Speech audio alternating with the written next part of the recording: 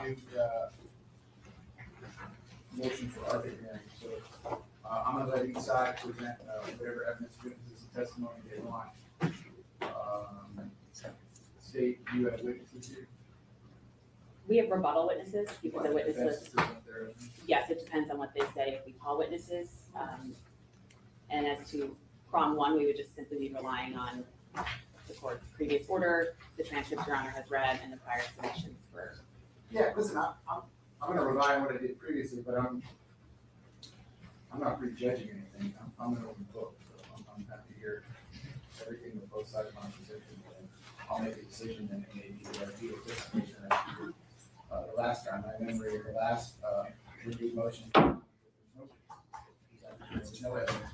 It's just a bunch of lawyers arguing what they want me to do. So that's what was in front of me. So that being the case in defense, I'll let you present whatever evidence, witnesses, or testimony you'd like in support of your motion. If there's anything that you would like to do, when you're ready, you may proceed. Thank you, Your Honor.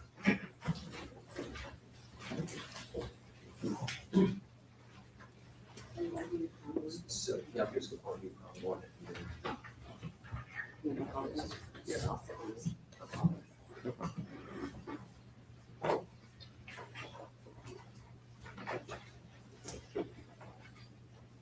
Thank you, Your Honor.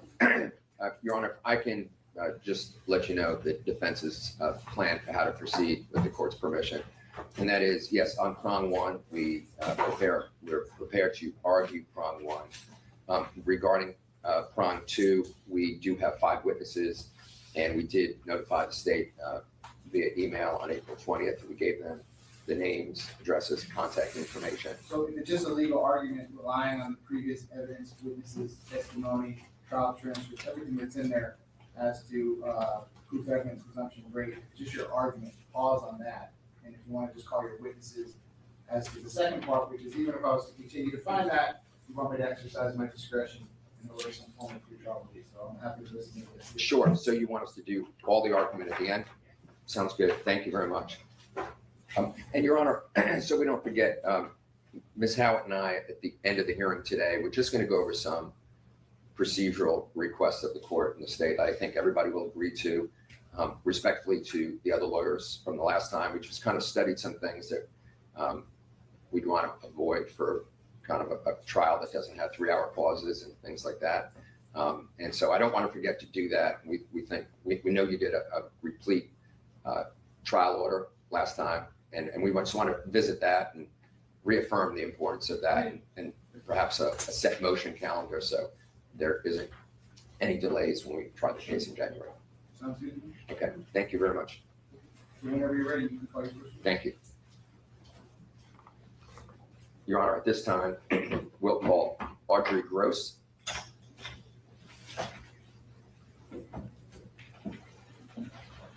She outside. Where she's here. I still have court deputy. So, ma'am, come on up, and you leave your first there, and I'm gonna have you step right up here to the witness stand.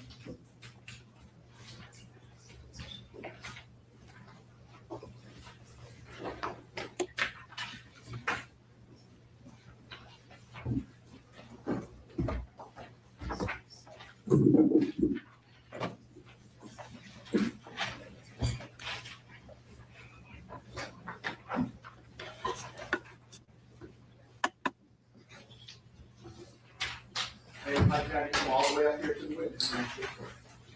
Once you reach it, but before you have a seat, you can just stop and look at you. Great way. Swear to tell the truth, whole truth, nothing but the truth. Yes. Okay, see, watch your step up. And then once you are seated, I need you to scoot that chair forward. You can adjust that microphone so it's pointed directly at your mouth. Can you please state your full name and spell your full name?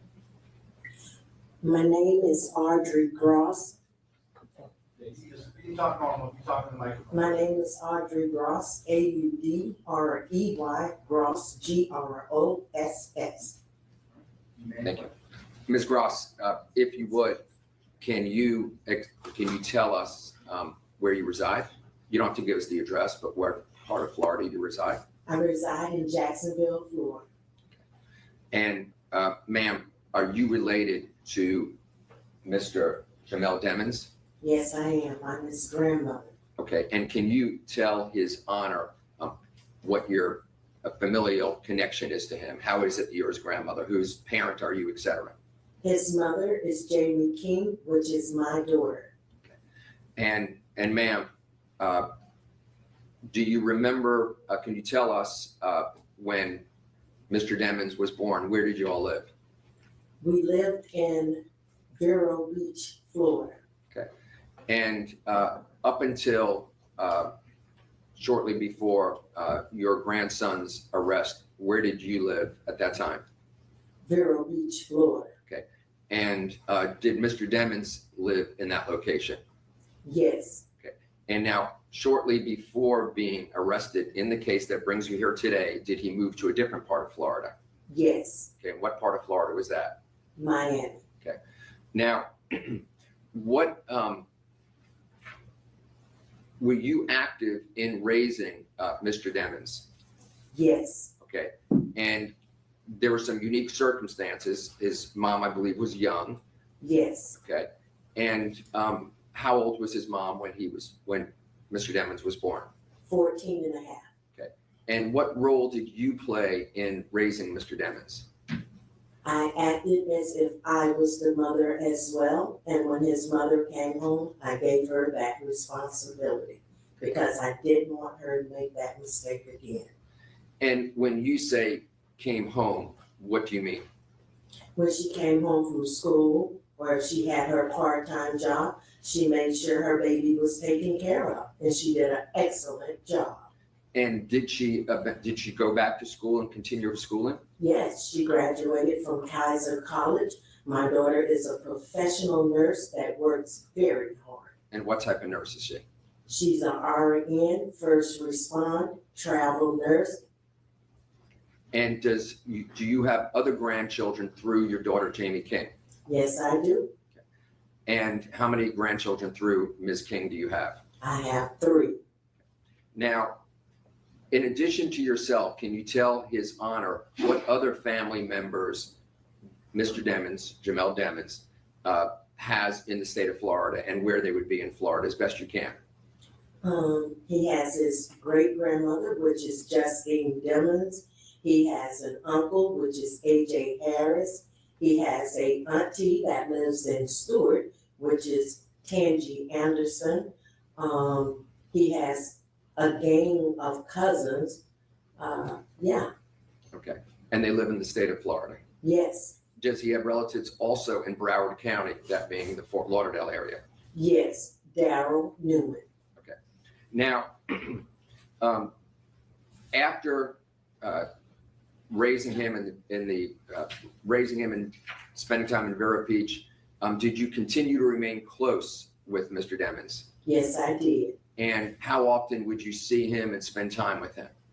Quite often. Sometime when his mother worked, I would take him to work with me, and he was a good kid. He just played with his little toys and stuff. I would give him something to eat. Sometimes some of my coworkers would also check on him, and he was just a good kid, coloring or playing with his little willies.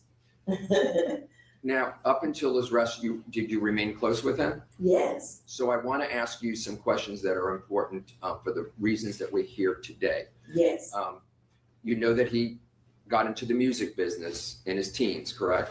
yes, To the best of your knowledge, did Mr. Demons, Jamell Demons, your grandson, ever get a driver's license? no, Did your grandson ever get a passport to leave the United States? no, And so he has no driver's license and no passport, correct? that is correct. All right. Now, when you remember that he, in 2019, was arrested, do you remember that? Yes, And you know that he has been in custody now for 7 years. yes, I want to talk about the contact that you've had with him since 2019. Okay, is that fair? Can we do that? yes, Before his arrest, would it be fair to say that you spent a lot of time with him? yes, I did. Okay, and as far as you know, all the other family members spent a lot of time with him? Not every last one of them, But but a which few ones, of them. which ones did he spend the most time with? He spent the most time with me, his grandmother Justine, his mom, his brother, and his sister. And what about his great-grandmother? Yes, Justine. Oh, okay. Now, after he was arrested in 2019, did you, as best you could, were you able to, at first, keep in contact with him? Yes, What were the methods by which you kept in contact with him? I would write him. Okay. Did you have any physical meetings with him while he was in custody? I only got a chance to visit him a few times, and then everything just came to a complete stop. No communication at all. And when you said a complete stop, you were prohibited from person-to-person meetings with him? Yes, we couldn't go visit him. He wasn't receiving any mail. No telephone contact? No phone contact.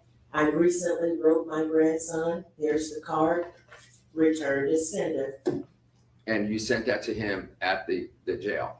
Yes, And to the best of your knowledge, other family members, did they try sending him letters as well? yes. And did their letters get sent back similarly to yours? I can't answer that because I don't know for sure. Okay, thank you. Now, has it been difficult for you at least to not have physical, telephone, or even written correspondence contact Yes, with your grandson? yes, it broke my heart not being able to communicate, not knowing where his mental mind is, just to hear his voice. Yes, it was very difficult. Now, I neglected to ask you, you're full-time employed?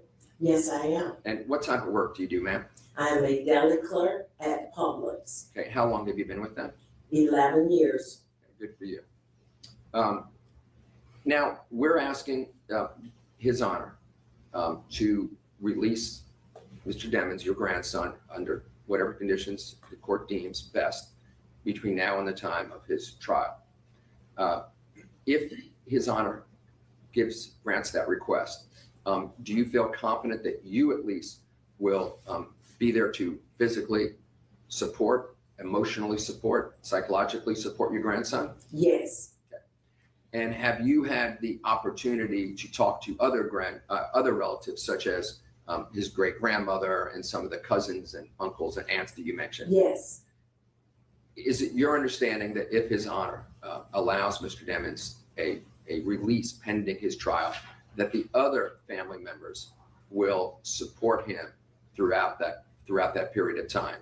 yes, Is it your understanding that the family members will do their best as loved ones to make sure that he honors the terms and conditions, whatever they may be, as set forth by His Honor?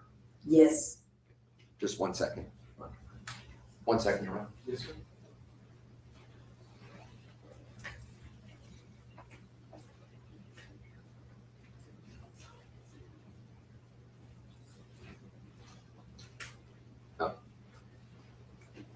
Ma'am, I know that when he was first born, you all were in Ohio and then you immediately moved to Florida, correct?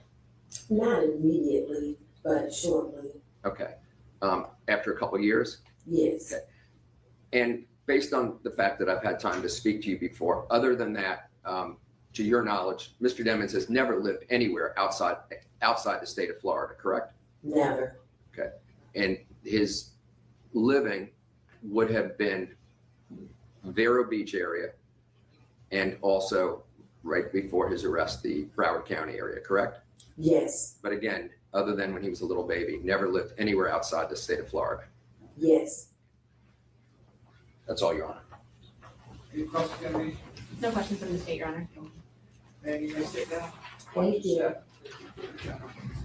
While she's doing that, when you're ready, you may call your name. Yes, Your Honor. 1 second.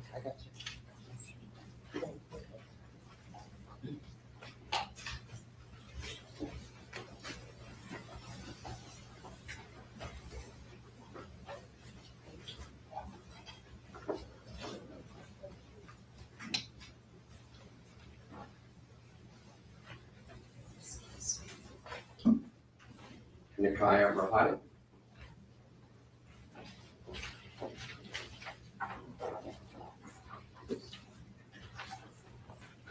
You know, if I could have you come all the way up here to the witness stand. Once you reach it, before you have a seat, you just stop and look in. Raise your hand. So tell the truth, whole truth, nothing but the truth. Please be seated. And once you are seated, I get you to scoot that chair forward. You can adjust that microphone so it's pointed directly at your mouth. Can you please state your full name and spell your full name? My full name is Nikia Mahaden. First name is Nikaya. Last name Mahaden Mirhadi -PATHON. Can you do the first part of your last name? Mirhadi MIRHADI. And then hyphen PATHON. Yes. Are you ready? Thank you. Ma'am, can you please identify what your employment is? I am the general manager of 100K Management. And where are you physically located with 100K Management?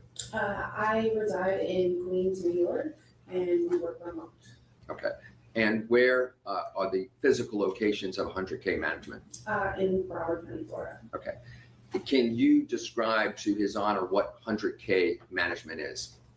So we are the management company for artists and recording artists. We also have athletes and ventured into production as well.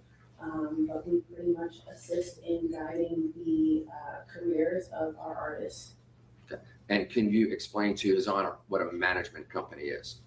So management, we pretty much just help, like I said, manage the career of artists. We help with branding, attending deals for our artists, making sure that delivery of product is always on time to their respective labels. And we also assist in some personal life matters as well, but mostly with their careers. And now, when did you first start with 100K Management? So I first started in 2020 as an intern. And then I officially became the general manager in January of last year, 2025. Now, to be clear with His Honor, you never met Mr. Demons, correct? No, sir. At the request of the defense, did you, however, as general manager, review the employment records of Mr. Demons? Yes, I have reviewed all records. Okay. And as general manager, even though you've never met him and he's been incarcerated for more than 7 years, he continues to be a client of 100K Management, correct? Yes, And so you've actually been managing his work, Yes. having never met him. yes. If you'd be so kind as to explain what it means to be managing someone who's actually incarcerated. It's a little bit difficult. We obviously don't have a lot of contact or any contact really, so a lot of the decisions are based on what is best for our client and, just making sure that we make the best decisions and make sure that things are handed in on time to, help assist in furthering his career with what we have. Okay, now from reviewing his records, when did he first become a client of 100K Management? 2017, and then he signed with management. Okay. And from reviewing his records, were you able to determine, so you can explain to the court, was he somebody that fulfilled his obligations? In other words, if he was required to write music, perform music, record music, was he meeting those expectations, or was he a lazy employee? If you could just explain to His Honor what you've been able to determine from reviewing his work records. Yes, I was able to determine that everything was handed in on time. Everything was, regularly processed, no issues. If there was a request asked of Mr. Demons, it was always fulfilled in a timely manner. And from my records, I have no issues. Now, for the court's understanding, you're a management company. Does he have a label? Yes, he does. And who would that be? 300 Entertainment. Okay. And is that a division of a major corporation? Yes, And who is that? Who is 300 a division of? Atlantic Music Group, Okay, would it be fair to say that's a huge corporation? yes, And is Mr. Demons still under that label? yes. Now, what is the difference, so His Honor can understand, and all of us, between a management company and a label? What does the label do? So label is really more on the distribution of the music, and sometimes funding of the music. But management is a lot more hands-on. We help with, sometimes the creation, whether that's setting up studio. We work on clearances, we work on, obtaining features for artists, things like that. And then, as I said earlier, also just helping with the branding of the products and the branding of the artist as well. And does the label continue to maintain its relationship after 7 years with Mr. Demons? Yes. And without getting too specific about all the different music he's done, well, let me go back and ask this. When Mr. Demons recorded music, and if he makes bond and continues to record music, is it fair to say that these corporate entities vet the music that's released? Yes, we always vet everything that is released. There's a pretty lengthy process. There's listening meetings, as I said, there's clearances, so we really have to make sure and go through everything to make sure that everything is essentially kosher to be released to the public. And that's lyrical as well, correct? Yes. So it is vetted by transactional people, whether it be lawyers or executives, review the music of Mr. Demons then, and that would be now as well, correct? Yes, all of the above. Okay. Lawyers, legal, everything. Okay, and what I'm trying to be clear, we hear a lot of cases in these courtrooms, this is very different than 3 guys renting out a studio and just writing songs, correct? Yes, This it's is very different. corporate Yes. focused. Yeah. Okay. Yeah. Now, do you, is it your understanding that you understand why we're here? We're seeking the court to issue an order to establish certain conditions under which Mr. Demons can be released on bond before his trial. You understand that, correct? Yes. Okay. And so, Your Honor, we've been in contact with the state about an address that he would stay at if he made bond. And the state agrees with us that we should not publish that address. We'll have another witness get to it, and we're happy to approach at some point. We've agreed via email to just sidebar and give that information, Your Honor. There'll be another witness, our 5th witness will talk about his inspection, but he's been told not to reveal the address. Understood. Thank you, Your Honor. So does the company own a home, and please don't talk about the address, in Broward County that they're prepared to let Mr. Demons stay in should he be released on bond? Yes, sir. Okay. And is there a recording studio built into the home that he can do work? Yes. And is it your understanding that if he is released on bond, under whatever conditions the court sets forth, that he will, from your side and the label side, be expected to produce work? Yes. Okay. And based on what you viewed before, do you see anything that would indicate that there would be any problems with that in terms of him meeting expectations? Not to my knowledge. We'll be later asking the court in our conditions of release that he be prohibited from social media. And we understand that's even more important now than ever. Would he still be able to fulfill his work requirements if he's prohibited from using social media? Yes, he would, yeah. Just 1 second, Your Honor.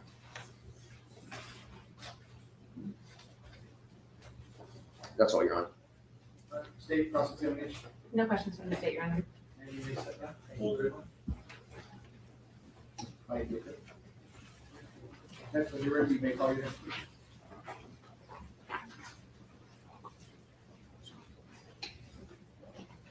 Your Honor, as you know from reviewing the motion for the author hearing and bond, we've kind of set out separate things. So at this time, we would like to move to the issue regarding the conditions of confinement.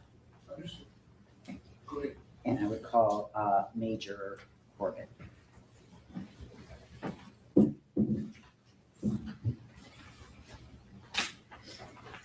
Sir, if I could ever step all the way up to the witness stand when you reach it, before you have a seat. Raise your right hand. Swear to tell the truth, whole truth, nothing but the truth. Yes, Your Honor. Please be seated. So once you're seated, if I could just scoot that chair forward, you can adjust that microphone so it's pointed directly at your mouth. Will you please state your full name and spell your full name? Yes, Your Honor. Kevin Corbett. It's Kevin, Corbett, as in Bravo, ETT, Tango Tango. Thank you. And Major, where do you work? Broward County Sheriff's Office, Department of Detention. And what is your position within the Department of Detention? I'm a major over Bureau of Investigations and Projects. And in that position, does that make you familiar with the facilities Yes, and the conditions of confinement for various individuals? yes, And are you familiar with sort of the normal housing for the average detainee, the visitation rules, the phone rules, those types of things? generally speaking, yes. And generally speaking, how do detainees visit with family and friends? Through a video visitation system. So they don't leave the premises of the jail? No. And the friends and family don't have any personal contact? Correct. And what about phone contact? Yes. How does a detainee normally have contact with friends and family? There's phones in the inmate housing units that they're able to utilize if there's a financial aspect to it, with family putting money on their accounts. So if there's money there, you can make a phone call, you can make a phone call through phones. Okay. And in many of the dorms, do they have sort of open access to the phones to use at any time? When they're not in lockdown. So there's certain times of day that you're not allowed out of your cell. But for general population, yeah, normally they're out throughout the day and we use the phone at work. And what about, with regards to general population, is the opportunity for recreation? It's generally speaking 3 times a week. And what does that entail? That's an hour out to do some sort of exercise, basketball, things of that nature. Is it in sort of a basketball court? Yes, Okay. And the inmates are able to play basketball with each other, correct. as well as do other exercises and things like that? Yes, Okay. In addition, with regards to general population, there's interaction between the detainees. correct. They can play cards with each other, Yes, things of that nature, have conversations. yes. And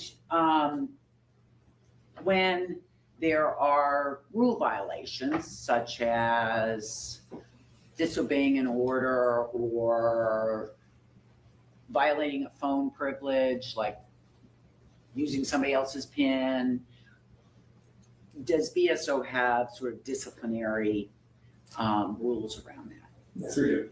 And what is the discipline generally? It's a disciplinary report when you are violating any of our in-house rules or regulations. It's a disciplinary report process. Long-winded, but basically it's non-violent violent, and depending on that, you can get sentenced to a certain sanctions where you're placed in confinement 23 hours a day.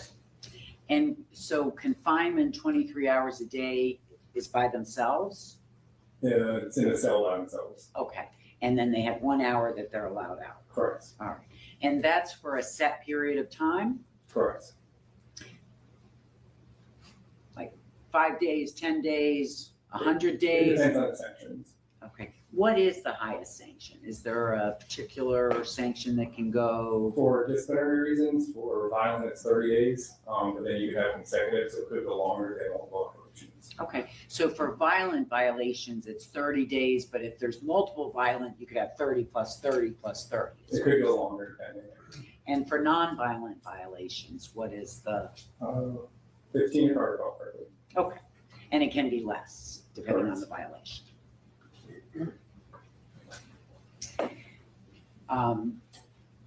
Okay, and those are done after a hearing, Correct. This scenario here. where the detainee can testify, can give a statement, Yes, and other witnesses can give statements. correct, And then there's a finding by the disciplinary committee. correct.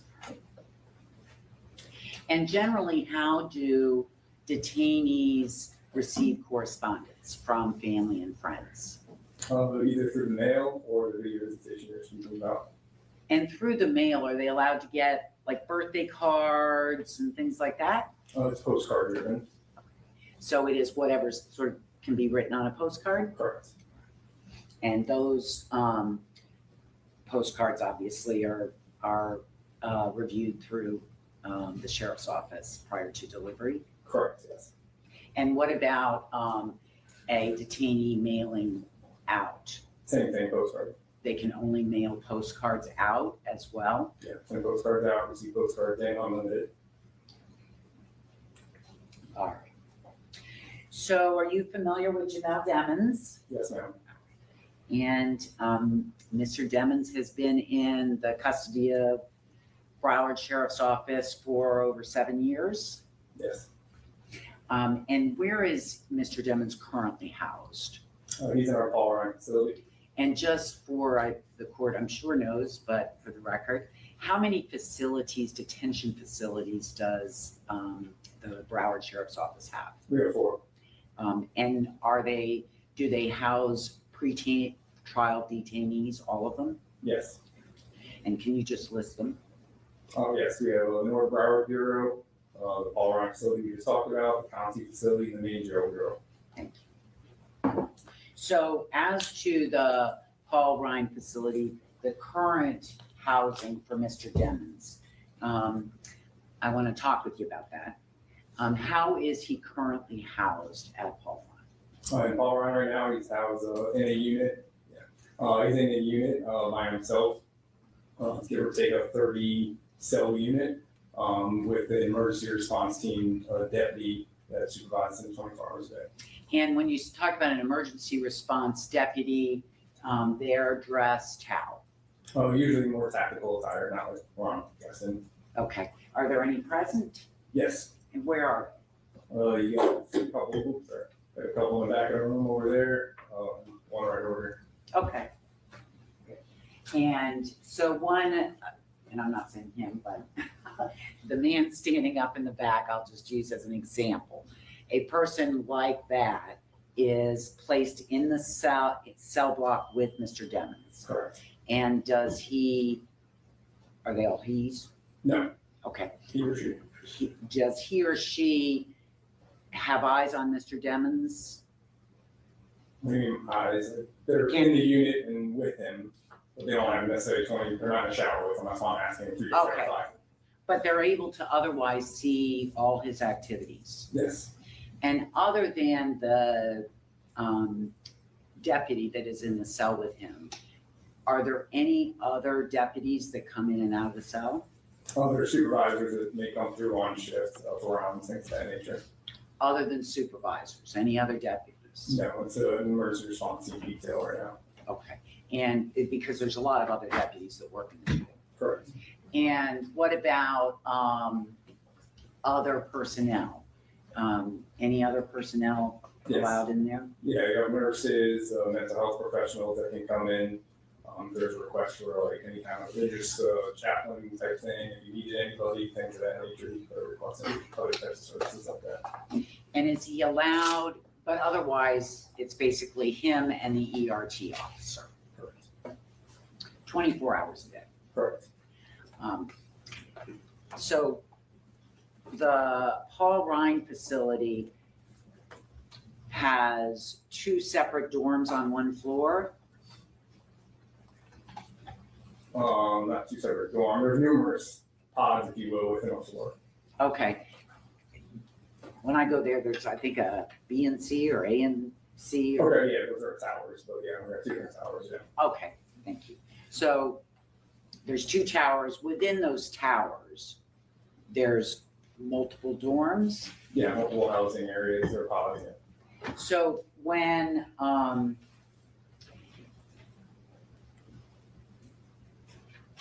I know when I come visit, there's no movement allowed in either tower while I'm there. Is that right? Yes, when he's visiting, yes, the movement shut down. So when Mr. Demons sees a lawyer, the tower, both towers are basically shut down. Anywhere that he may be going, yes. And so obviously in order to see the lawyer first, we've got to clear out the towers in order to be able to see him. Yes, Because he is not allowed within sight or sound of any inmate. Is that correct. And that's kind of how the rule is. No sight and no sound. Correct. So he cannot hear another person speaking, right? Other than people we talk about. Right. No other detainee or other person. Correct. Of that No nature. other detainee. Can't have eyes on any other human being except for a person in uniform. And as you said, if he's had a nurse's call or something. Yeah, medical personnel or vendors. And likewise, nobody is allowed to see or hear him other than the people we've talked about. Correct. Other than written correspondence. And his attorneys, of course. As you mentioned. If they can wait till the towers are cleared, right? All right, so, and with regards to his recreation time, he gets to go, is it in the The dorm? recreation yard is on premises at the dorm that he's in. Okay, so he's not taken out of the dorm for that. No. And again, it's basically a basketball court. Correct. So he's able to play basketball with himself Yes, and nobody else. correct. So he is not allowed recreation with any other inmate or any other person. Correct. And I assume the ERT officer doesn't play basketball. No, with ma'am. him. And prior to the move to Paul Ryan, he was at the main jail. Correct. And was it essentially the same conditions in terms for a number of years, segregation? He was in a housing unit by himself, but it was a little different because there's adjacent housing units. So we had a little more contact in terms of seeing other inmates through the glass window, if you will, to other areas and being able to talk to them, which ways they can manipulate the system and talk to each other, unfortunately. So yes, And but it you- was a little bit different, but he did have a unit to himself. Okay, and as you say, people come up with ways to communicate with each other, Yes. right? That is something that detention facilities deal with all over, right? Yes. They come up with ways when they're in segregation to send messages to each other, right? Or anywhere, general population, it doesn't matter. We'll try to find ways to manipulate the rules. All right, find ways to communicate with other people, right? I call it manipulating the rules, it's an inmate handbook how to do it, so. Okay, okay. And when you discover that, you may write a disciplinary report, Correct, yeah, there may be sanctions. and there may be a period of time where they're not allowed to have certain privileges, Yes, like visitation, yes, phone privileges, yes, coming out for recreation. correct, yeah. Okay. So with regards to Mr. Demons, we've talked about sort of the physical setup of how he is housed. Is he allowed to call anyone? No, And how long has that been since he's allowed to have phone contact with anybody on the outside world other than lawyers? I would hate to guess, it's been a while, I have no idea how long. If the records reflect maybe 2021, I'll agree to that, yeah, I have no idea. I know it's been a while. and how about his ability to visit with family, his mom, his grandma, his great-grandma? Is he able to do any video visitation with friends or family? No, just attorneys. So the only people, other than people in uniform or working for BSO, that he's allowed to speak with, video visit with, have in-person contact with are his lawyers. Correct. And with regards to the lack of phone privileges, visitation with anybody else, and being in segregation, again, probably around the end of 2021. Sound about accurate? Like I said, it's been a while, so I mean, whatever the record reflects. Okay. Now,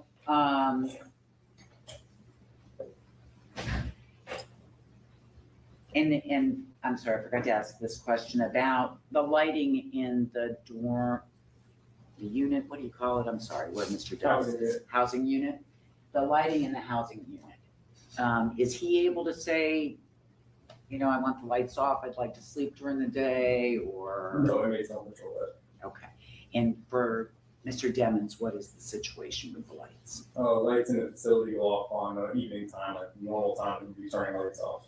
Which is, I haven't worked Alpha shift after a lot of years. I don't remember off the top of my head. I want to say it's after they clear head count, so probably around 11:30 at night, give or take. so the lights are off and when do they come back on? In the morning after they clear, basically they come in at 7 o'clock in the morning, give or take.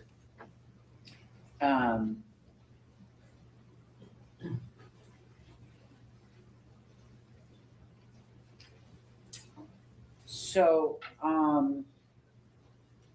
when he's brought to court, is Mr. Demons able to see or hear anybody who's not in uniform? No, So he's brought by himself, correct, he's kept in the back by himself, correct. he is not allowed within any, to be able to hear anybody else speak, right? That's the rule, Or speak to anyone else. yes. And is he serving a disciplinary sentence? No, So,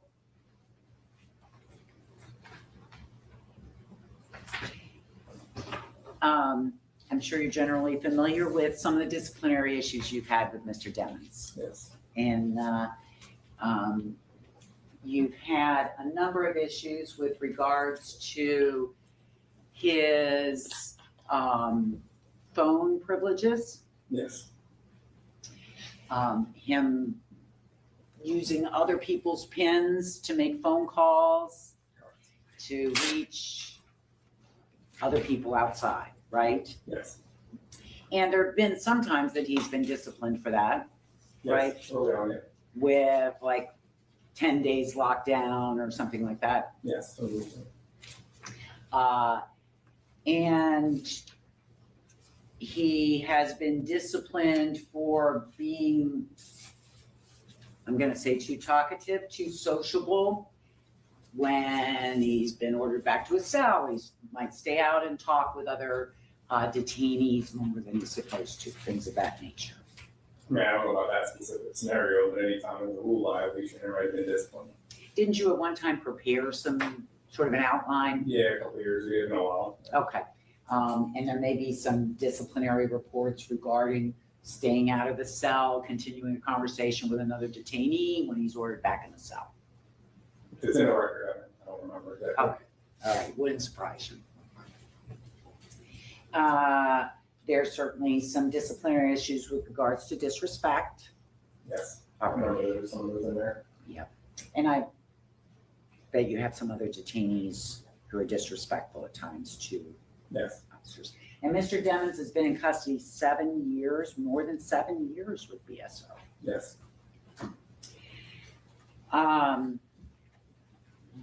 There's times that he's been disciplined for disobeying an order, like he's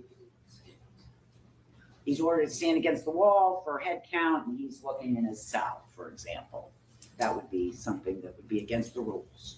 yeah, not following an order of an officer, it's against the rules. Okay. Now,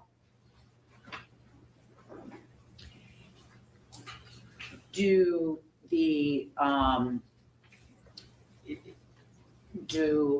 detention officials routinely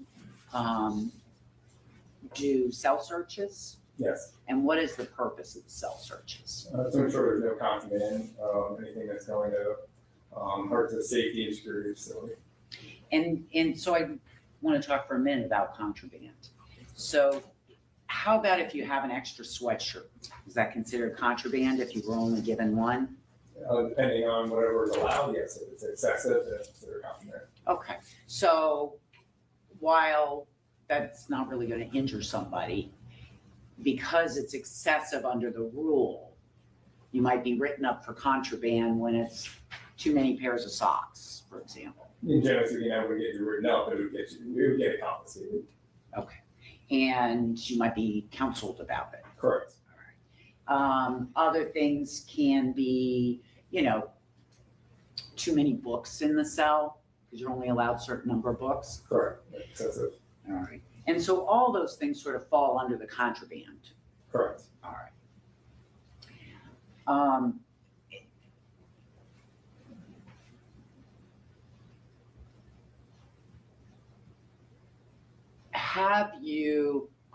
Are you aware of times that BSO detention has found in cells doing these cell searches, things like shanks, Yes. homemade knife type things, Yes. weapons, Those type of weapons, yes. and of course, those are contraband Yes. and confiscated. Correct. There have probably been times when you've done cell searches and found drugs in inmate cells. Yes.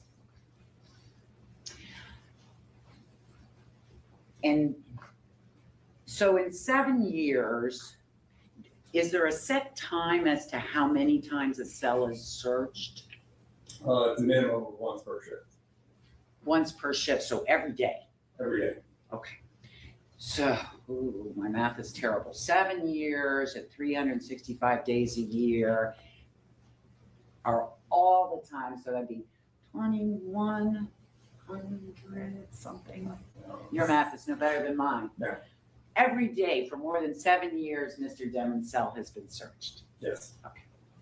And in all of those days, there's never been a shank found, right? Not that I know. There's never been any kind of weaponry found. Not that I know. There's never been any drugs found. Not that I know. Okay. And with the DRs that you're generally familiar with, well, let me ask you this generally.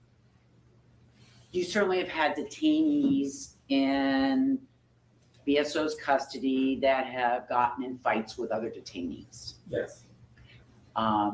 There are some who repeatedly get in fights with other detainees, right? Yes. And kind of the young detainees might be more likely to be involved in fighting or that type of behavior. Potentially. Yeah. Would you agree with that? Yes. And then I imagine you've had detainees that have physically attacked officers, Yes. including like wrestling with them or, really attacking them. Yes. Now with Mr. Demons, when he was in custody at age 19, he did get in a fight with some other inmates, right? I believe so. If I remember correctly. Okay. On record. But since 2019, there has not been a single time that Mr. Demons has been in a fight with other inmates, right? Not that I recall, but that's what our record shows. And there's not a single time while he has occasionally disobeyed orders and been disrespectful to staff, there's not a single time he's attacked any BSO officer, is there? Not that I know.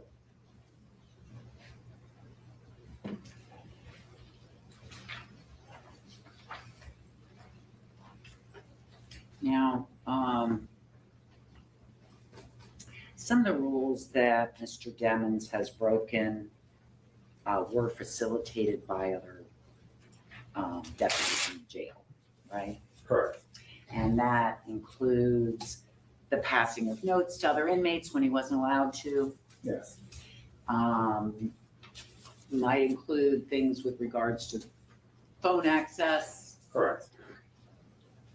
And speaking of communications with other inmates, that's considered contraband as well if you have a note from another inmate in your cell. Correct. called, kites? Kites, yes, that's the slang term for it, yes. All right, and they're found routinely in these cell searches around all of your facilities, right? Inmates pass kites, it's not abnormal.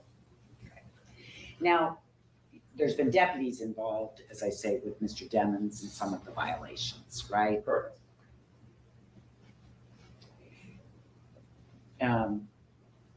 And I'm sure there's actions taken by BSO, but they certainly aren't placed in solitary confinement, right? No, there's disciplinary sanctions, had people fired and left under investigation, and there's active investigations. Okay, have they ever been told they can't talk to any family or friend for 6 years? No. Have they ever been told they can't see any other person except a person in uniform? No. Or be locked in a cell with a person in uniform for years? No. I think that's all I have. Thank you for coming. Yes, ma'am. State cross-examination. So, Your Honor, he is one of my witnesses, so I would be questioning him and introducing evidence. I don't know if Your Honor. And before I begin my cross-examination, I did want to drop off yesterday a USB with some of the documents I'm going to be introducing for this hearing, Your Honor. But defense objected, so I did not drop it off. So these are the items I'll be showing this. Good morning, Good Major. morning. How are you? Good, yourself? I'm well, thank you. So in keeping with the discussion of Mr. Demons and his violations, let's call them, within the jail during his 7-year tenure there, I want to go over some specifics with you, okay? Okay. Currently, he is housed in what's called an open door cell, correct? Correct, open door. Open dorm. So he has the entire dorm to himself. Correct. He is not locked in a tiny cell 24 hours a day with no one to talk to, correct? Correct. He has the ability to walk around, right? Yes. He has the ability to watch TV Yes. all day if he'd like. Yes. Outside of the normal lockdown times, yeah. Sure, that any inmate would be subject to. Correct. He has the ability to change the channel on demand, correct? Yeah, we just have to look at that video, yeah. Sure. Unlike other inmates who have to share a TV with other inmates in their pod, correct? Correct. Okay, and that TV is placed on one channel and it's unlikely that they get to decide which channel they want because there's so many people there. Yeah, it's generally just the majority rules in that scenario. Okay. He has no shower restrictions, correct? Correct. He gets to play basketball as you testified to, correct? Correct. He can work out on that basketball court how he sees fit, correct? Correct. He is allowed to have chaplain services if he's requested it. Yes. Has he requested it? Not that I know of. He sees a nurse, I think, every day, correct? Every shift. Every shift. So how many shifts are in a day? 3. So he sees 3 nurses a day. Yes. He also sees a psychologist or a doctor once a week. Yes, mental health professionals come by once a week. And he is allowed in-person visits with his attorneys that are non-barrier, correct? Correct. He's also allowed in-person visits with his investigator on the case, correct? Correct. And those are non-barrier as well. Yes. He's also allowed video calls with his attorneys, correct? Yes.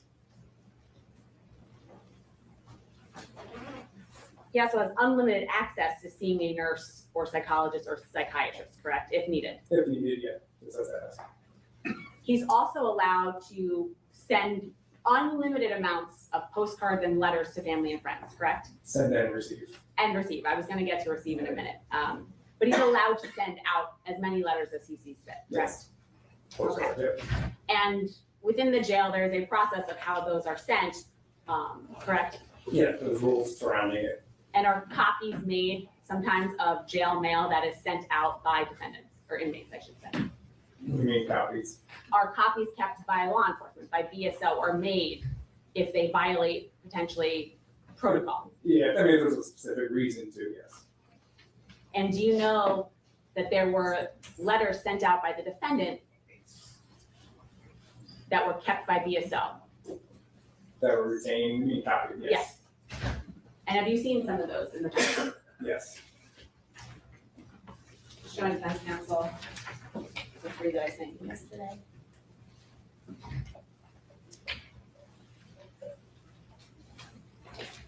mine highlighted. I just highlighted departments.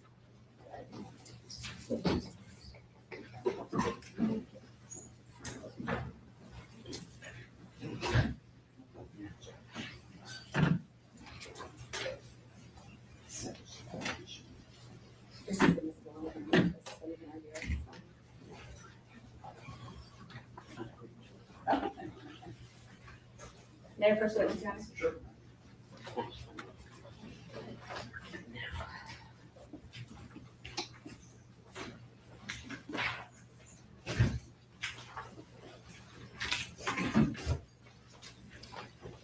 All right, Major, I'm showing you what's been previously marked as dates. Exhibit 1, 2, and 3, or I should say A, B, and C. Okay, Can you take a look at this? sure.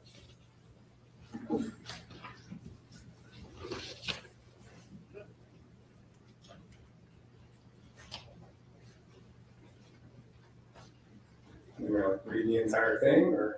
Take a look at them, Okay, just review them.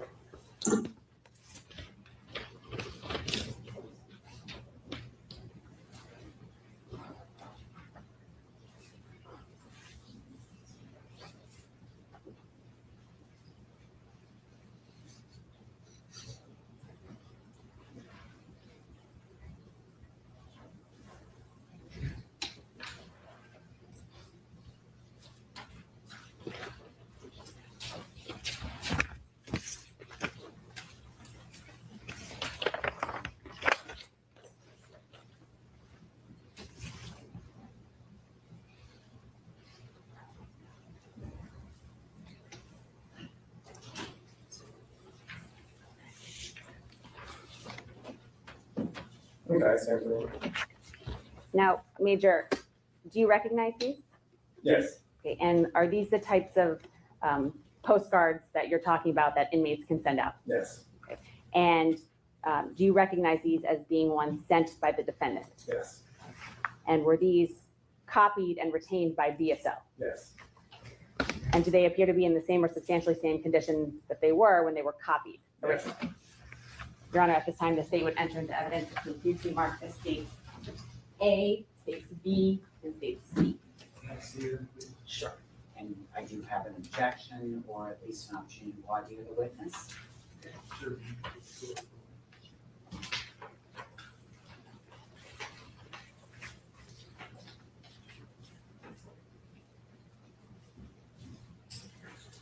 Okay, let me start with, A for identification, which is 2 pages, front, side only, defense, any objection, or if you wanna, or have the witness to make use of it. And I'm sorry, Judge, your A is what? Looks like an Easter card. Okay. 2 pages. Yep. And yes, if I may ask a couple of questions. yes. Major, there's some highlighting on that. Is that the original? The highlights, I don't believe the highlights are the original. Okay, and when were those cards written? I don't remember exactly, it's probably in the wall. I mean, obviously, one's around Easter, but I don't remember. Okay. Do you know which Easter in the last 7 years that Mr. Demons has been in custody? Probably all 7 of them he's been in custody. Yes, I know. Which Easter card with this? I don't Easter know, I time? don't remember. It was probably maybe last year, I don't remember. Okay, so you don't know when that card was written. And in terms of how you know it was Mr. Demons? Because it was flagged on my team, and copied, and, they told me about it when it happened, so I do remember that. Okay, in terms of your team, so you got it because a team flagged it from the mailroom? From the mailroom or my emergency response team, one of those, told me about it. Okay, do you know where Mr. Demons was housed when this was written? Either Paul Ryan or me in jail, I don't remember. And how many times has he been at Paul Ryan? I think this is the second trip there. So if there's a reference to the Paul Ryan facility, that doesn't necessarily tell us when these were written, right? No, it could be this one or the last time he was there. Judge, we would object on relevance, foundation. Well, number one, understanding is a bond, Yes. not from insurance. It's overruled as the relevance, and as the foundation, I guess you're saying authentication, is that what you're saying? If we were a front jury, which we're not, that would be a pretty low bar, and state safe for identification, says, in part, I got a whole unit to myself, so that seems to authenticate where it came from, but over your objection, which is otherwise reserved, again, only for purposes of this hearing. At the conclusion of the evidence, I'll let each of you, argue to me whatever weight, that should or shouldn't be any of the evidence. But over the defense objection, if exhibit A for identification, which is 2 pages, is not gonna be in evidence, that's state's exhibit 1. Defense as to state's exhibit B for identification, which, has a card on the front that says, I wish you could be together. Any board eye or any objection to this one? Really the same questions, if I can do that Sure. quickly. Go ahead. Highlighting was not you, right, or BSO? It was not me. I mean, I don't know if somebody else highlighted it. I don't believe so. I don't You don't know highlight it. where the highlighting came from, and again, with regards to when it was written, Same answer. all right, whether, and you mentioned he was in Paul Ryan before, and when, do you know when that was? I want to say last year, year before, And then he was at the main jail for a year or two? back to the main jail and then back to Paul Ryan. And how long? Earlier this year. Okay, I think that was like January this year. all right, so we don't know when that was written with regards to where. Which facility you in? I don't know. Same objections. Okay, so it's the same ruling, begin over defense objection as to relevancy and as to authentication, which is otherwise preserved, and again, it's only for purposes of the bond motion today. B for identification is not to be in evidence that states exhibit 2 as to states exhibit C for identification. Defense, this one says happy birthday. Any board eye or any issue?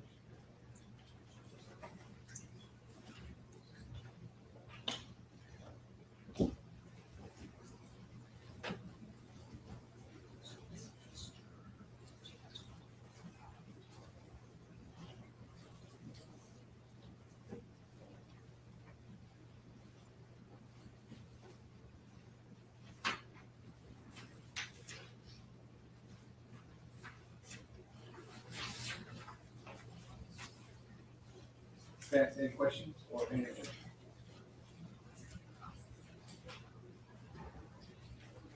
Same questions. Good. With regards to, is this the birthday? Happy birthday. Yes. With regards to the, and while these are on pieces of paper, these would just be postcards. Postcards.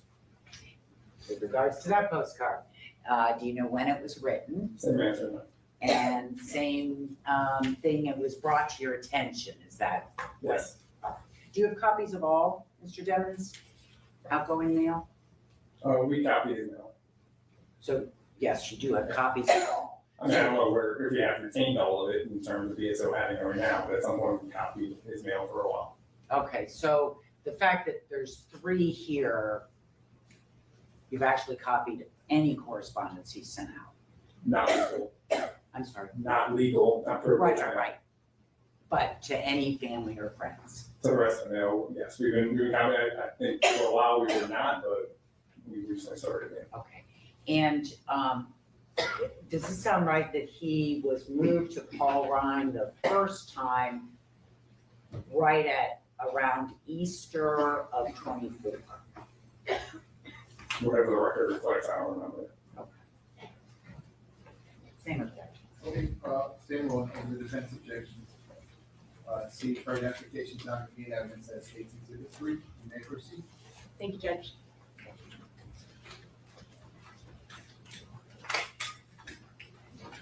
All right, so Major, in these postcards that were just entered into evidence, I'll show you states 1 first. If you could just read me the highlighted portion. Sure. They moved me to another jail. It's way better here. I get a whole unit to myself. I'm out all day and I got a rec yard, personal indoor basketball court all to myself. It's like a mansion. They treat me way better here. Food is better. I don't have a cell. It's open day and I watch TV all day. Just something, just me and God. Showing you states 2 in evidence. If you could read me the highlighted portion. So, they moved me to another jail. I don't curse. You won't be cursing, you're just reading what's I in don't evidence. S-H-I-T, can I spell it? Sure. Thank you. Way better food. I got a whole unit to myself with a basketball court, TV all day, the same S word. This be like a mini mansion via. I can walk around all day and same S word, I wish in the box. Well, they call me mailman, so I call it a mailbox. It's hard to read. And showing you states 3. If you could just read that highlighted portion. Oh yeah, they moved me to a way better jail. I explained it in the letter to Michelle. I can't read this. Michelle Reed and to you. I think it says Marshall Reed, Michelle Reed and you.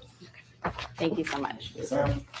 Now, you indicated that the defendant has been moved to Paul Ryan, you think twice, correct? Yes, And each time he's been moved to Paul Ryan, it's been the exact same setup. correct. So again, it's the pod to himself, dorm to himself, open cell, TV, all of that that we've discussed. Yes, and basically treated as a general population inmate in terms of the rights and privileges that he has while he's there. And in addition to being able to send postcards whenever he wants, he can receive fan mail, correct? Yes, And he does in fact receive all his fan mail. correct, yeah, And in order to receive mail, they have to just have the correct address to send it to, correct? correct. So if mail doesn't arrive to the inmate, it could be because they didn't have the correct address. Either correct address or the mail, it's not a postcard, or maybe something wrong with the postcard, it's manipulated, things of that nature. It has a certain standard it needs to meet, but as long as it meets the standard, you'll get it. And certain mail doesn't get to an inmate sometimes because improper things are sent to him. Correct. With any inmate in the BSO jail, if there are any violations, those are documented, correct? Correct. Any interaction with an inmate is documented through what's called, I think, a contact log. Correct, contact log. All right. And not only just disciplinary actions or discussions are documented, but any sort of safety and security concerns are also documented, correct? Correct.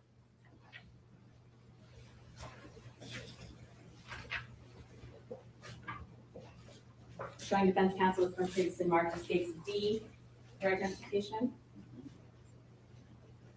May I approach the witness, Your Honor? Major, I'm showing you what's been previously marked as states D for identification purposes. If you could just take a look at that for me, please. Okay.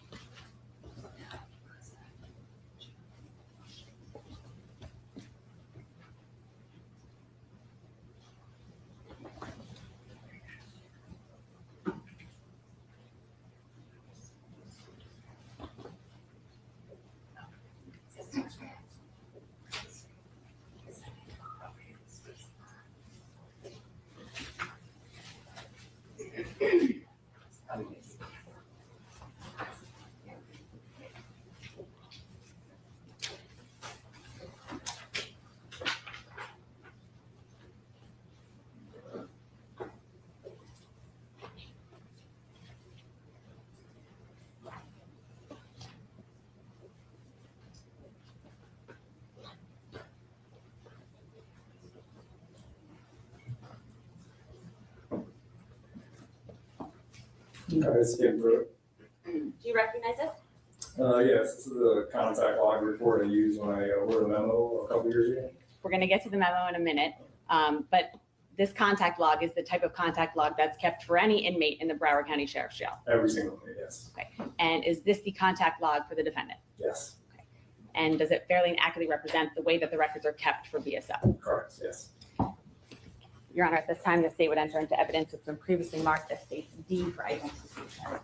Defense, any objection? Well, Judge, I have one here just on this. So this is the contact log for Mr. Demons. Yes, Mr. Demons is currently in custody, right? yes. And the date today is? April Give me a sheet. 2026. 2026, and that contact log goes through, I believe, November 24. of 24. So it really doesn't contain anything since then. Not recent, no. Okay. And it contains sort of any contact, so it can be all inmates were given the opportunity to take medication, things of that nature, right? Correct. So Judge, I would object on relevance, and you don't maintain this contract law. Is that right? No, the staff that work there, in terms of who documents into it, that's the staff working where Dean's house. So I would object on relevance, and I know the rules are different for bond hearings, but it has so much irrelevant information that I would submit the weight of that document is irrelevant to the issues at hand. Okay, so, again, I'll let y'all argue at the end of the evidence, what you think each of these things should be, but over the defense objections, the identification and the evidence that states exhibit 4. You may proceed. Now, Major, you mentioned a timeline that you actually made yourself, correct? Correct. And what is that timeline of? That was a timeline of events that kind of led up to why he's been under the restrictions he's under, in terms of the way he's housed, which is not normal for, generally speaking, any of our inmates. But it's pretty much a timeline of everything he's done while in our custody up until that point, that led to where he was in terms of, like I said, housing and restrictions. Showing defense counsel which was previously marked as State's E for identification.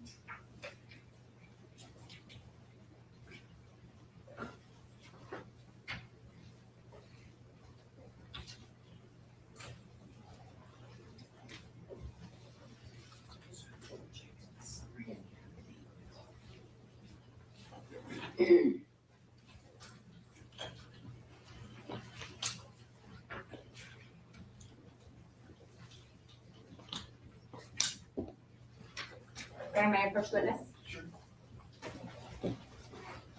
Major, if you could take a look at State's E for identification purposes.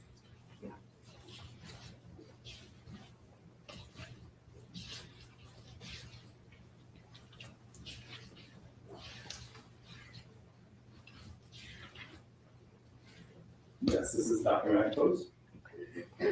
And does this document, this timeline that we're talking about, fairly and accurately represent much of the defendant's conduct and or his prior attorney's conduct and situations that led him to his first visit to Paul Ryan? Yes. Okay, so this would be up until, and I just want to get the date correct, I believe September of 2024. Yes. And does this timeline fairly and accurately represent your review of all of the records leading up to that time of the defendant's actions in this document? Yes. Your Honor, at this time, the state would enter into evidence which when previously marked as States E as States 5. Okay, any objection? Just a quick voir dire, Judge. Major Corbett, everything contained in this summary is contained in the contact log? I don't know if everything is, as I have information from different sources at the time in terms of the incident reports written or the contact card, but much of it came from the contact log. Thanks. Yes. So Judge, two objections. One, there's an affidavit that I would assume is not admissible on the end of it. The witness is here, the witness is testifying about the record, so, Okay, the last 2 pages, you want the affidavit off? Yes. Yeah, I agree, witness is here, so I don't need that. We'll amend the exhibit. Besides that, any additional fixes? Just to the extent it duplicates the multi-page contact report, I would jump to that. So, otherwise, over the defense objection, I'm gonna take, I guess we'll call it, the amendment states to keep identification, states to the five buffers, can you take off the last two pages? Sure. Put a new sticker, which identifies it, state for identification, and now that's gonna be a good new school constitution, states exhibit five. This needs to be exhibit five.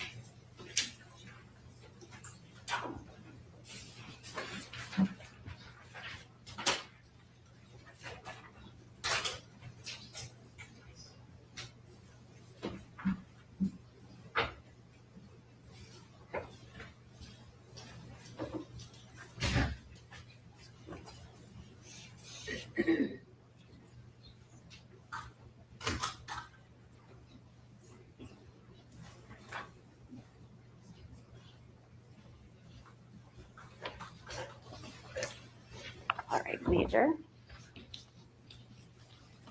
You have states 5 in your hand, and I want to go through some of the pertinent portions of this timeline and events that led the defendant to be housed at the Paul Ryan facility the first time. Okay. So can you tell me what occurred within the first 30 days of the defendant's incarceration? So we're talking about this. During his first 30 days, YNW Demons was violating jail facility rules and regulations, and that began a continuous escalating pattern of behavior and conduct, which jeopardized the safety and security of DSO detention facilities. At that time, he was charged with additional criminal offenses of tampering with a witness in capital proceeding, conspiracy to commit tampering, solicitation to commit tampering, and a plan to direct criminal gang activities. And that was between the dates of April 10, 2023 and July 22nd, 2023. What occurred on March 13th of 2019? March 13th, he was issued a disciplinary report for violations for constitutional disrupts, unauthorized phone use, and unauthorized phone act. As it was discovered that he initiated communication with his co-defendant, Henry Cortland, via three-way call. And the jail security cameras verified that both inmates were present in their respective housing units, communicating on the phone at that time. And he was found guilty of all the charges, received 30 days of confinement. So when you say three-way communication call, those are not permitted within the jail, correct? Correct. And defendants, inmates are made aware of that, correct? Correct. Is that in the handbook they received? Yes. And that's especially not permitted when it comes to co-defendants, correct? Correct. And so in that particular violation, he received a 30-day sentence Correct. and lost some privileges. Yes. At that point, he was not confined to, Paul Ryan at that point. Correct.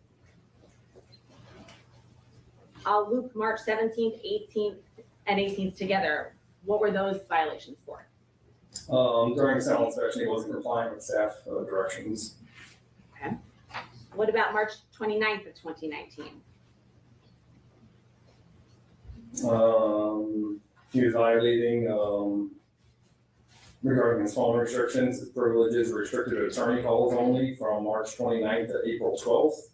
And during that time frame, there were a total of 24 calls made from his unique PIN. But he was also having other people portray themselves as himself and call on his behalf. And at the time, he also had a civilian put money onto another female's phone at that time. And he participated in violation by initiating a call with his unique PIN and having his voice verified before the calls could be placed. So when you say having his voice verified before the call can be placed, what does that mean? To give that voice recognition, to be able to use the voice recognition on a phone system, so he was able to basically verify, like, hey, this is me talking to them, allow other people to communicate that should now be communicating on a phone call. So each inmate is assigned his own PIN, correct? Correct. With their specific voice, Correct. Voice biometric. and no other individual is permitted to use that particular PIN, Correct. but he was violating that. Correct. April 4th of 2019, he received a 2-hour room restriction due to disorderly conduct. Yes. April 8th of 2019, he was just counseled, correct, for walking around the unit and talking to other inmates instead of returning to his cell, correct? Yes. And he also lied to staff? Yes, he lied to staff and asked if he was on a video visitation. He confirmed. The visit had concluded. Later in the same shift, he was again counseled for the same behavior. As the second video visitation concluded, he went to the phone, made phone calls instead of returning to his cell like he was supposed to. May 2nd of 2019, he was observed banging on the window or door, correct? Correct. May 7th of 2019, he was being loud and disruptive during lockdown, correct? Correct. May 10th of 2019, he was disrespectful towards staff and banging on the wall and window during head count, correct? Correct. And when a deputy addressed him, he responded, "I don't give a." Correct. May 11th of 2019, he also received another 2-hour room restriction for hiding in the shower and refusing to go back to his room during lockdown, correct? Correct. May 13th of 2019, he said some inappropriate comments to a female deputy as she walked through the dorm, correct? Correct.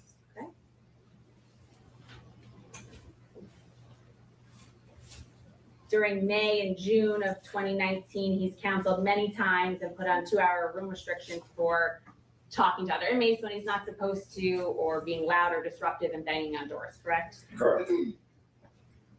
Again, on June 24th, 2019, he was counseled for disrespect towards staff, including stating to a female deputy some other inappropriate words. Correct.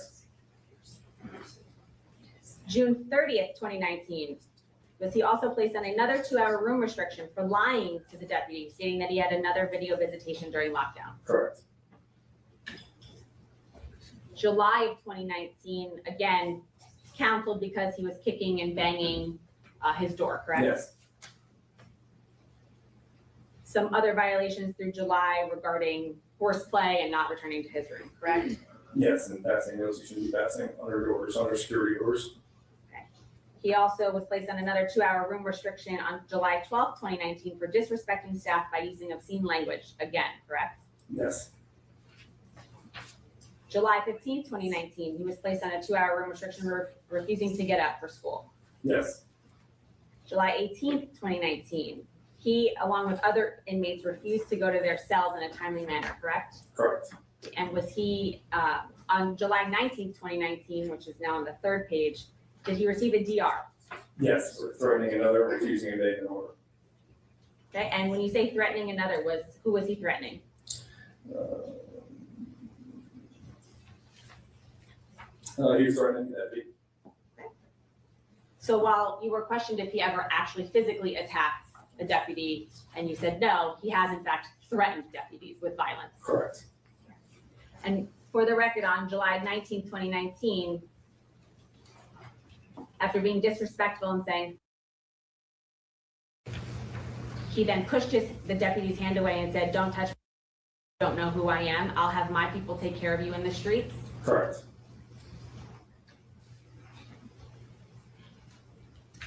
And he received 20 days of disciplinary confinement during that time, correct? Correct. And also 10 days of probation. Yes.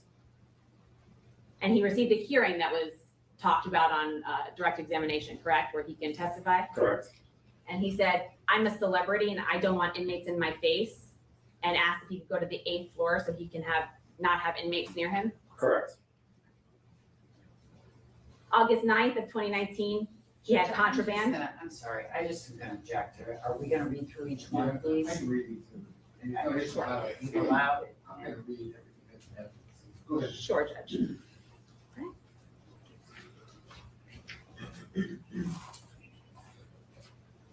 Throughout 2019, the defendant had numerous violations that eventually led him to different confinements, correct? Correct. And despite the numerous 20-day, 30-day confinements, he still would violate, correct? Yes, and there were restrictions, yes. And you mentioned how he had numerous violations for passing those letters, or what we call kites, correct? Correct. And how would he pass those kites? Either through other inmates or under doors, under security doors in between units, so you attach from one unit to the next, or slide it under another inmate's cell door, or have other inmates pass it for you.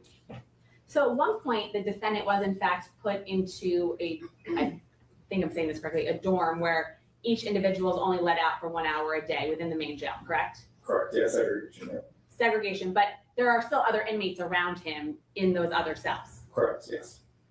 And it's common that these inmates will talk to each other despite being in segregation through the walls. Correct. It's also common that when an inmate's out for their 1 hour a day, they're going up to the other inmates' windows of their doors to talk to them, correct? They should not be, but sometimes that happens, yes. And Mr. Demons has been seen on video actually doing such as that, correct? Yes, Okay, and you mentioned that you saw on video the defendant passing some of what we call kites under his door and or the wall doors of the jail, correct? correct, And some of these kites have in fact been collected. correct. Showing defense counsel with previously marked as states, I think I'm on 6, or states F, sorry. To defense counsel.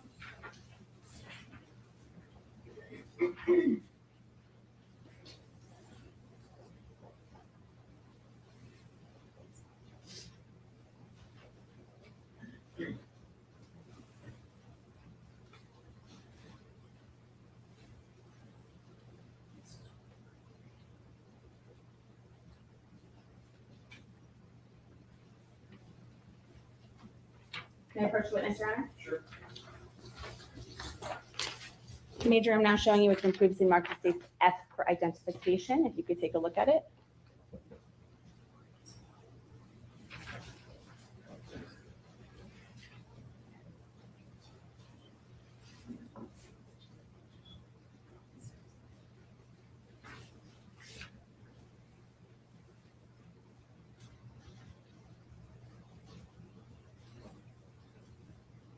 Okay. Do you recognize it? Yes, And what is it? it's a kite. A kite of whose? That's a kite of defendant. Okay, and these are just one of the many kites that was found to be shoved under his door or one of the jail walls? Correct. And are these kites, when they're located by the Broward Sheriff's Office, kept as part of your investigation? Correct. And does this fairly and accurately represent one of those kites that was found? Yes. Your Honor, at this time, the state would enter into evidence that's been previously marked as states F as states 6. Thanks. Any objection? Yes, and if I could briefly voir dire. Sure. Do you know when that was written? Don't know the exact date. Do you know where it was found? By my staff, I don't remember exactly where.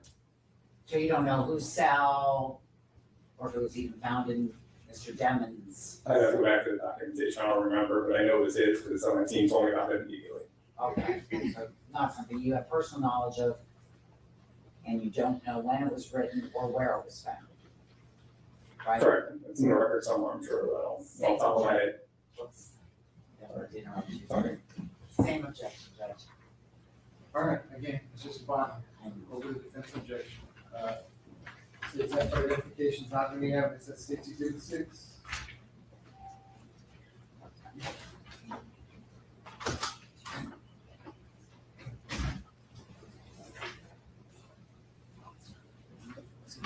Now, Major, the defendant not only just violated rules and procedure of BSO, but he also presented as a security risk, correct? Correct. Okay, and there were numerous reasons why he was presenting as a security risk, correct? Yes.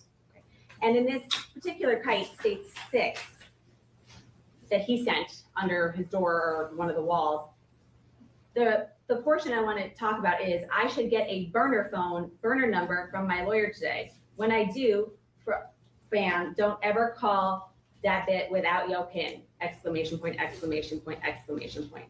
So when you see burner number, does that indicate to BSO that there is a potential security risk there? Absolutely. And are inmates allowed to have cell phones? No. Have inmates been caught with cell phones before? Yes, Is that a security risk? absolutely. Why is it a security risk?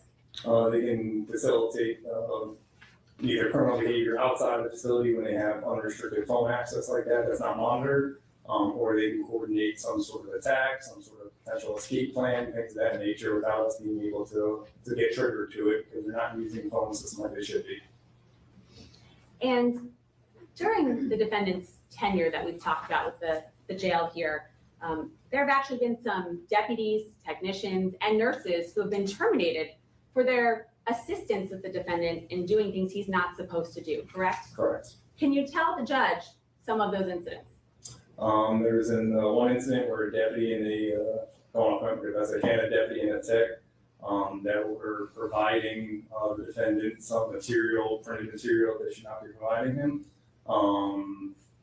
That got them under investigation for giving him things they shouldn't be giving him, and if I recall correctly, the deputy while under investigation resigned, and the detention technician ultimately got fired. Another instance was a nurse when he was in Paul Ryan the first time. A nurse ended up, getting a note or passing a note to him, trying to get him to call her, so she was trying to start some sort of relationship, I don't know what exactly, that got her fired. And then more recently, we've had a active investigation where a staff member is under investigation for providing him with potential access to telecommunication devices. We're gonna get to that in a minute. So still sticking with the first time he was brought to Paul Ryan, right? He eventually was brought back to the main jail and put in one of those dorms we talked about where he's in a cell with other people around him, correct? He's in his own unit, but there's a unit adjacent to him that has numerous inmates in there. Sure. And again, was still talking through the walls to other inmates, correct? Correct, yeah, under the door, through the walls, et cetera. And then, as you mentioned just now, most recently, there's been another incident that is now under investigation, correct? Correct. And were you made aware of a video that went viral of the defendant using a cell phone to FaceTime from his jail cell? Yes, And you've seen that video, correct? yes.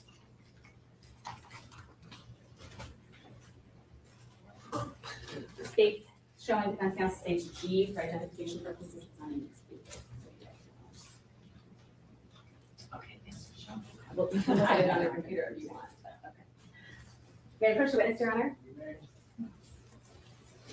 Showing you what's been marked as stage G for identification purposes. You had a chance to review this right before you testified today, correct? Yes. Okay, and what is it? It's a video of Demons on a cell phone while another person is on a cell phone FaceTiming while they're at, I forget, the basketball team at an NBA game. Okay, and the video that you watched today was a clip of that particular video online, correct? Correct. And that was of January of this year, correct? Correct. Okay, and this video that you watched this morning accurately depicts that video that went viral all over the internet back in January, correct? Yes. Your Honor, at this time, this state would enter into evidence that's been previously marked as state G. Yes, sir. Thank you. So, Major, you reviewed that. Yes. Are you familiar with AI? Not so much. I know it exists. but- Okay. Are you aware that AI has the ability to replicate people? If you say so. And there's been people who've said, that's not me, that was AI, right? In fact, our president has said that I've a heard number of of that times. happening. I don't know the technology well enough. but- Okay, and in terms of this video, you have no way of knowing whether this was true or created by AI.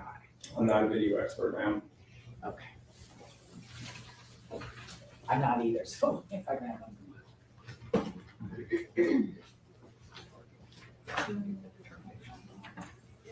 And in terms of VSO, any effort to employ a third-party engineering firm to make that determination as to whether it's real or whether it's AI?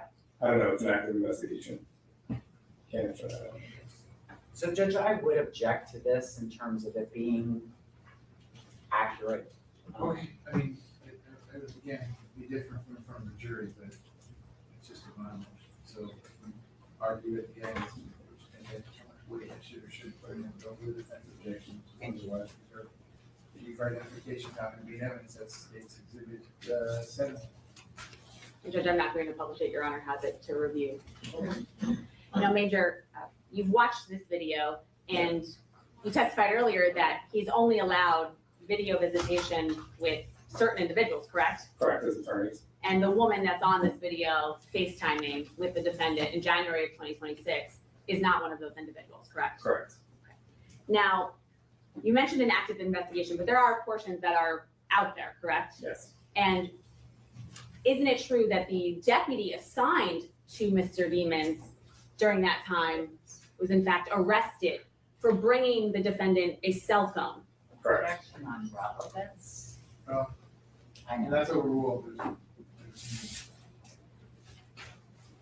testimony presented about his behavior in the jail. I'm not sure how much of that issue matters to me, but it was brought up on direct. So go ahead. Over the defense objection. Go ahead, sir. You can answer that question. Yes, And once it was figured out that this deputy brought the defendant a cell phone, and when you saw the video online, was a cell search done of the defendant's cell. yes, And were numerous cell phone chargers found within his cell. yes. So is it because of the defendant's behavior, thousands of violations that are within those documents that have been presented and are in evidence, that he has now been brought back to the Paul Ryan facility because of his own actions? Correct, and put back under ERT watch as well as a result of that. Okay.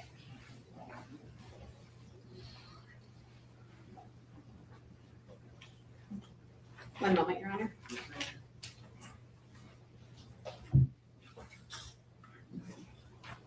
No further questions, Your Honor.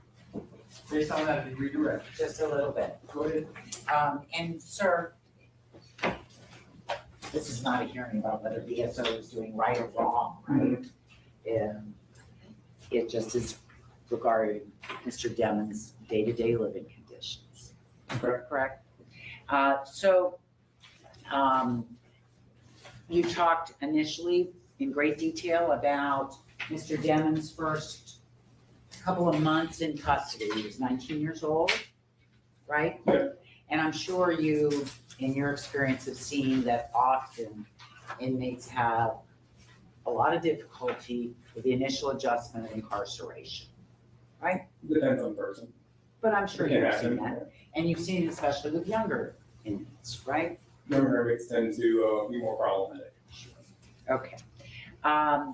You mentioned specifically contact with Mr. Henry, his co-defendant. Yes, Are you aware that Mr. Demons and Mr. Henry are longtime friends? I don't know much about him. I'm sure what you are aware of is, with your involvement with detention, is that friends try to contact each other in custody even when they're not supposed to, right? Yeah, that's why we have rules in place. I know, but they still break the rules to do it, don't they? They will, potentially. You talked about the issue of letting other people use his PIN. It costs money for a detainee to be able to call people, right? Correct. So if they don't have money, if they're poor, they're not able to call friends and family, right? Because they don't have a PIN, they can't afford it. Correct. Oh, they have a PIN, they just don't. They don't have any to make money a on phone it. call. So using somebody else's PIN who does have some money on it, that way they can make a call, right? They could, but it's violating the rules. Sure, understood. Passing kites, that was at times with assistance of BSO employees. Yes, The burner phone that you mentioned, and cell phones are a real problem for corrections staff these days, aren't they? it's a concern. It's in both local jails and the state prison system. Yes, And as you say, it can be a security risk, absolutely. but it also can be a way that people can contact their family and friends for less money than what might be charged at a facility or an institution, right? I mean, I don't know how much they would be charged to get a cell phone in, so I can't answer that. But you do know they charge every time to make a call from the jail, Yes. right? And There's same with a our, fee to make phone calls, yes. same with our prison system. Yeah, I'm sure it is the same. I have no idea if I work at prison. So, the issue about a deputy giving, Mr. Demons papers that were not allowed, they were photographs of his girlfriend, right?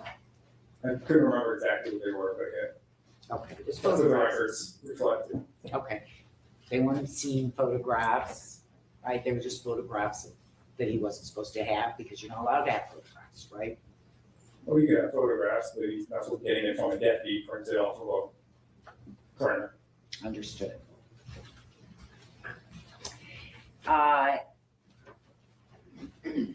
And the issue with the deputy being provided, the deputy who provided him a phone that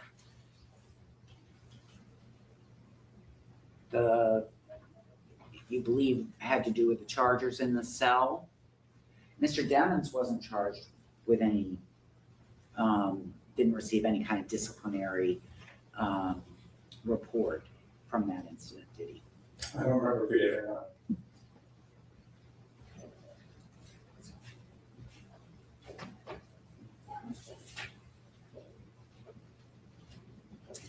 Let me just ask you this, sir. Yes. You did go through the conditions. So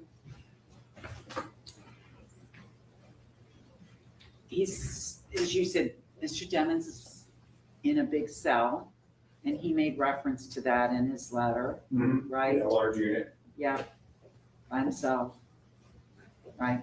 That's with an ERTMP. And in the letters where he says, this is so much better, it's always, in all three of those exhibits, it's always termed as way better than where he was, right? That's what it said, yes. So way better than where he was is being all by himself, sitting in a big cell now with one ERT officer and no contact with his friends, his family, anything, right? Correct. And that was way better when he got moved to Paul Line than where he had been. That's what he said, yes. Have you ever been in a big room by yourself with nobody and not allowed to talk to anybody and not allowed to see anybody? No. And certainly not for years on end. No. Questions? Based on that, any thoughts? No, Your Honor. Okay, defense is the witness excused. Yes. All right, so you may sit down. Thank you very much. While we're doing that, defense, when you're ready, you may call your witness.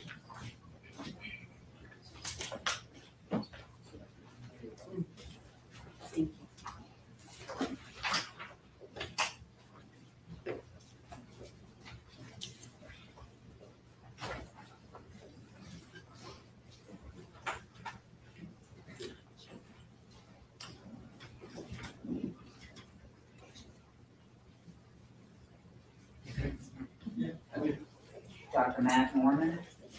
So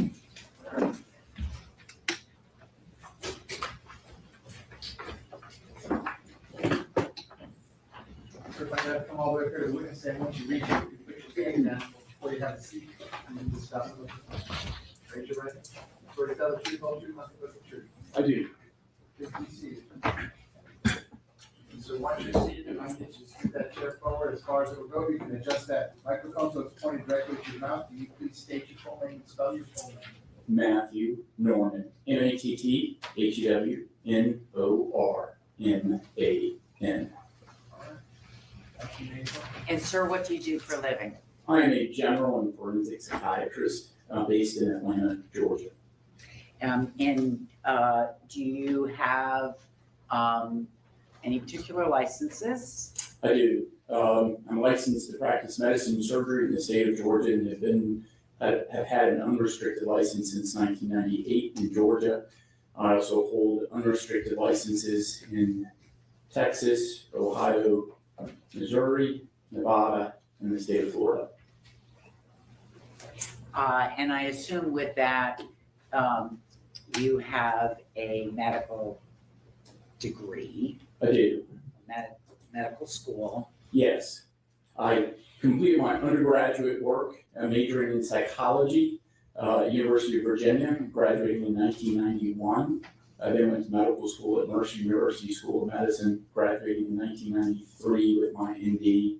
Then educationally went to residency training at Emory University School of Medicine in Atlanta, studying general psychiatry, finishing that in 2001.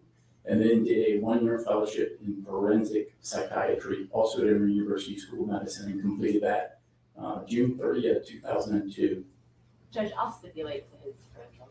Okay, very good. Go ahead. So and I appreciate that, but I want to then be specific about your experience with criminal justice issues. Yes. Do you or have you taught in that area? I have and I do. I have a adjunct appointment at the Emory University School of Medicine with the Department of Psychiatry. So I teach the forensic psychiatry fellows. That's on a volunteer basis, Your Honor. I also have an adjunct appointment. I'm an adjunct professor at Emory University School of Law, and I've taught a class called Mental Health Issues in the Criminal Justice System as the lead teacher there, which is an L2, L3 class, 2-hour class elective. I've done that since 2023. Prior to 2023, I taught certain sections of that class, that is criminal responsibility or competency to stand trial, but I took over the responsibilities in 2023 and continue to do presentations both for, in the criminal arena, both for prosecution groups and criminal defense attorneys, presented to the Prosecuting Attorney Council of the state of Georgia numerous times. It's pronounced GACTO, if I've got it right. Mr. Finley may correct me if I've got it incorrect, which is the Georgia Association of Criminal Defense Lawyers. Presented to them various public defender groups and some judge groups at different times at the State Bar of Georgia. And do you hold any particular certifications? I do. I have a board certification in general psychiatry from the American Board of Psychiatry and Neurology. I also have a added qualification to board certification in forensic psychiatry, also from the American Board of Psychiatry and Neurology. And I've held those since 2001 and 2002, respectively. And do you volunteer your time for sort of the betterment of the study of psychiatry in the criminal justice system? I do, certainly within the realm of general medicine, the regulation of medicine. I was honored to be appointed by the governor of the state of Georgia in 2019 to the Georgia Composite Medical Board, which regulates licenses and provides some education for license holders, physicians, and physician assistants in the state of Georgia. I chaired the medical board in 2022, 2023, and got reappointed to the medical board, which is a 4-year appointment. So I'm coming up on my 8 years there.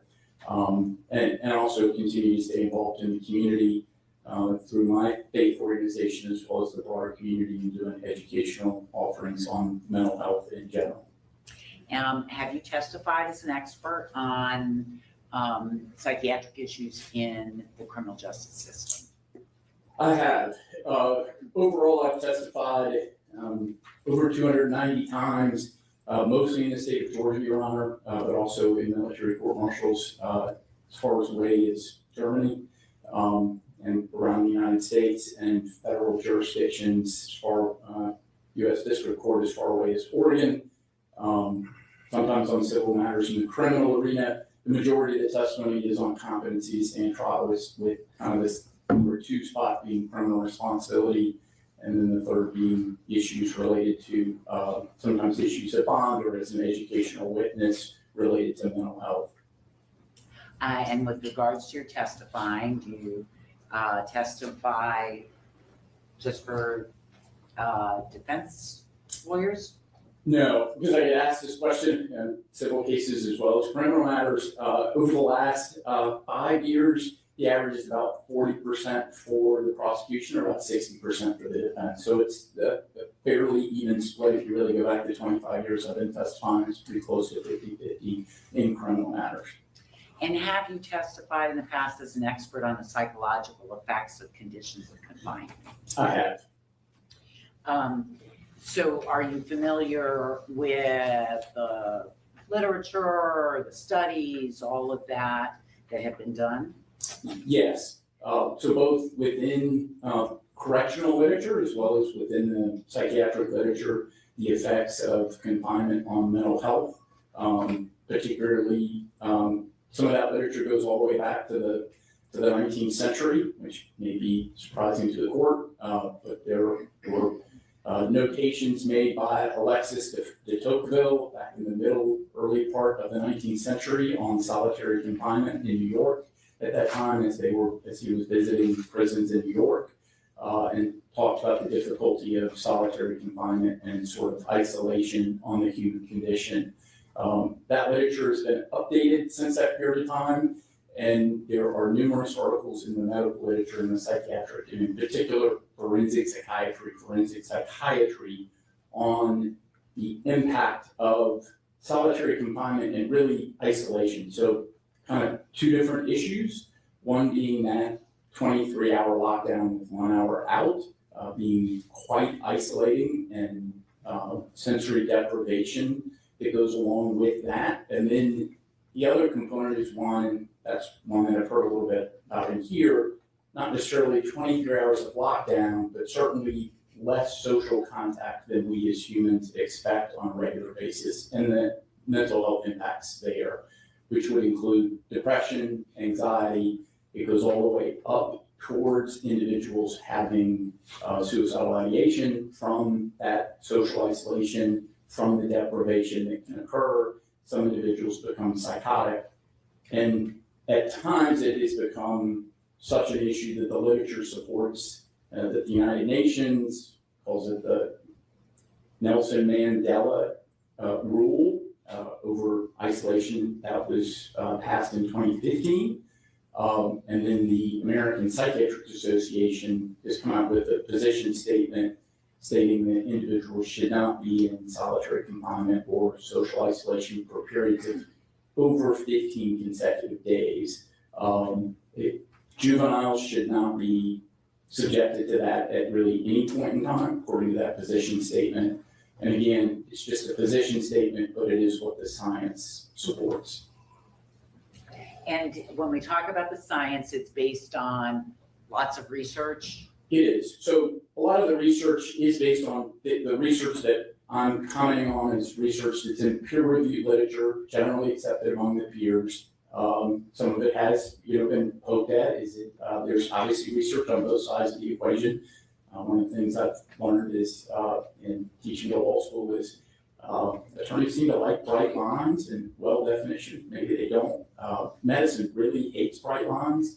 There's really nothing in medicine that seems to be just fixed because there are 8 billion different copies of DNA. So even within the literature, there is some disagreement on the impact of these kind of conditions on individuals, but the general consensus in the literature supports the negative implications from a mental health standpoint, at least, not from a necessarily safety standpoint or what BSO has to deal with from that standpoint, but solely from a mental health standpoint, the impact that it's generally accepted that it has a negative impact. And just with regards to that, in terms of the research and the empirical studies, obviously you've heard the testimony as to whether BSO was appropriate in imposing limitations. Is there anything with regards to the mental health impacts that is somehow weighed with the inmate's behavior? Yeah, I mean, some of what I've heard, the behavior, I can understand, and again, not commenting on what BSO has to do to try to maintain order, good discipline, structure within a facility. From a mental health standpoint, when an individual is placed in isolation or has some sensory deprivation, that is, there are restrictions around their communication. We at our core as humans are social creatures.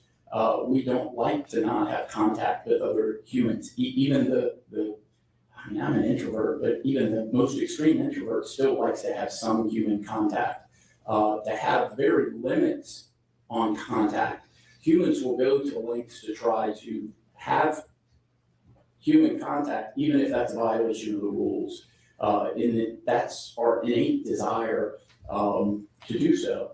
Be that written communication, oral communication, or visual communication with other human beings. That's part of who we are. Have we seen that in other situations that are more extreme and more on the line than a potential disciplinary report? Yes, there's one in particular that comes to mind, and I know it's mentioned in some of the psychiatric literature. The late John McCain, who was a prisoner of war in Hanoi, my understanding, regularly those inmates passed notes to each other. I don't know whether they called them pints, but they had a form of communication, either by banging on the wall, having a sense of communication so that they had other human contact. In that circumstance, those prisoners of war were doing that with the risk of torture if they were caught. They still made that communication because they needed that human contact. That was part of survival for those individuals. So when we talk about prolonged periods of isolation, what is the expected behavior? Behavioral disorder. You know, again, given that there are 8 billion different copies of DNA on this planet right now, there's a lot of breadth. Some individuals would obviously comply, but again, human nature and our innate desire for that human contact would be that people may come up with ways to violate those rules in order to have contact with other humans, because we want that.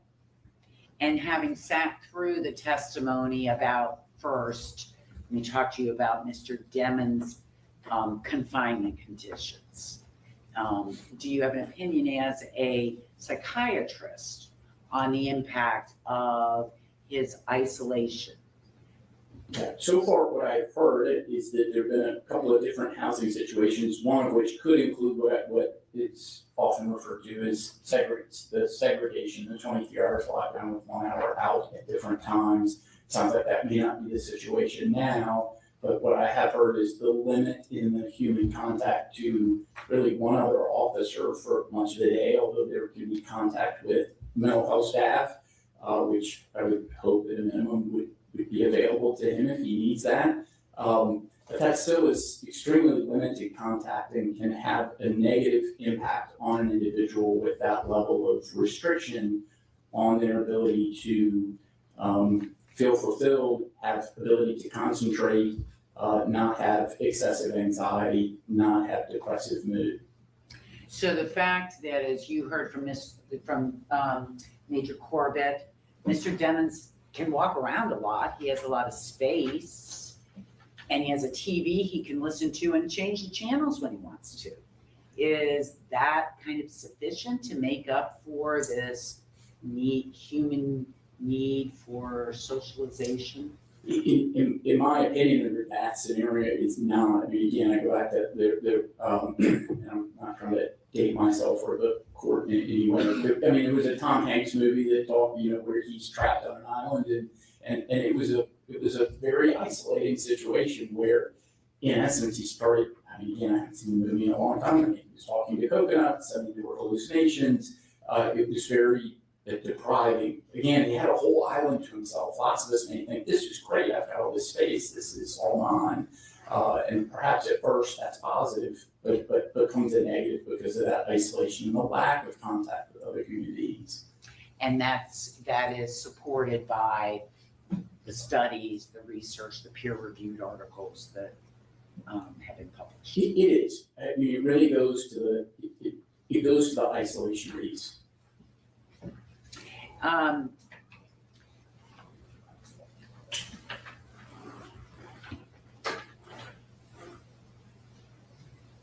You have not spoken to Mr. Demons, right? I have not. So this is not an evaluation, Mr. Demons. That is correct. It is not. This is an evaluation testimony regarding simply the conditions for another human being. Yes, I view it as the state of the science and the education as it is within psychiatry currently, hoping to help that ponder. And sir, you have testified around the country in various settings. Have you ever seen a detainee that was in such complete isolation for so long as what you've heard here today? I don't know that I've seen that length of time. And again, from an occupational standpoint, I was one of 2 psychiatrists at the Atlanta City Detention Center, which at the time for a decade, which had plus or minus 1,000 detainees, pretrial detainees at the time. I provided the psychiatric services. There were individuals that were segregated or isolated for various reasons at different times. It was always something I as a psychiatrist would take very seriously. I don't know that I've heard of somebody with nearly 7 years of that level of isolation. Does age make a difference on the impact of isolation on a person in custody? It can. Again, what the scientific literature, which I think I briefly mentioned to the court, was that part of the reason the American Psychiatric Association really came out with a position statement on restricting this for juveniles is the adolescent brain is not fully formed and has a larger impact. So when we talk about adolescent brain, again, this gets back to that bright line. 18 is not the end of adolescence, according to the science. Adolescence extends upwards of 24, 25, 26. And the science supports that the impact of that social isolation on a younger brain can be compounded. That is, it is potentially more damaging than those of us that are older adults like myself. And speaking about sort of the younger brain, are there some expected shortcomings for a young person in custody? Yes, in particular, there's a large body of scientific research and there's a forensic psychiatry article that summarizes a lot of that written by Peter Ash that talks about adolescent culpability. The idea and the concept is and I think jurisprudence says, hey, we don't hold children to the same standard that we do adults. And the question is, again, should this be some arbitrary bright line at 17 or 18? So what the science shows is that adolescents are more impulsive because of a lack of a fully formed prefrontal cortex. You would have thought that science would have figured this out way before the car rental companies. However, they figured it out way before science did, and that they would not rent cars, probably still do not rent cars to individuals under the age of 25. There's a good reason for that. They're higher risk. Youths are higher risk. They don't have the ability to think through long-term consequences as well as those of us with hopefully having a fully formed prefrontal cortex, which controls executive functioning, planning, long-term consequences. It's why probably in lots of criminal matters, the court sees more youth offenders than older adult offenders. And so when, you heard about Mr. Demons having some issues when he was first in custody at age 19 with getting in a fight with other detainees, is that surprising? It is not surprising to me. Being disrespectful to staff? That is not surprising to me. I mean, my understanding is he's just now 26, just now reaching the age around which that prefrontal cortex is fully formed and may take into account long-term consequences on a much better basis at this juncture.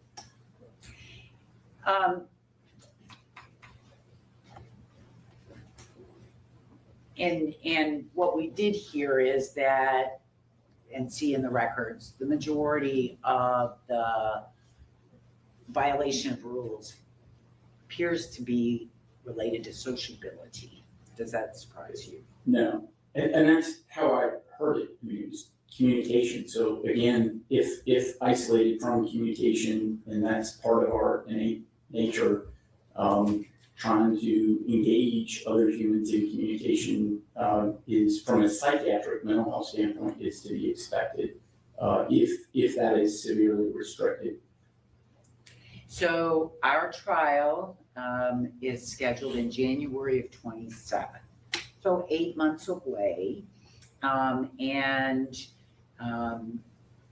There may be some thought about what's another 8 months, given we've already passed the 7-year mark.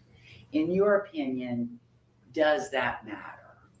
It does. It matters only from the standpoint that it's cumulative. That is, it's not like somebody becomes accustomed to the isolation. They may accept it. There may be learned helplessness, which is I don't know how much psychology the court took in undergrad, but right, it's you put a rodent in a cage and have them press a button and they get food at first, but then they get shocked. If they continue to get shocked at some point in time, even if they don't have to press the bar to get shocked, they just cower in the corner and accept the shock. And that's a lot of B.F. Skinner's research on learned helplessness. So some individuals sort of there's learned helplessness, it doesn't mean that the damage does not continue and it's cumulative. And when you say cumulative, so 8 months,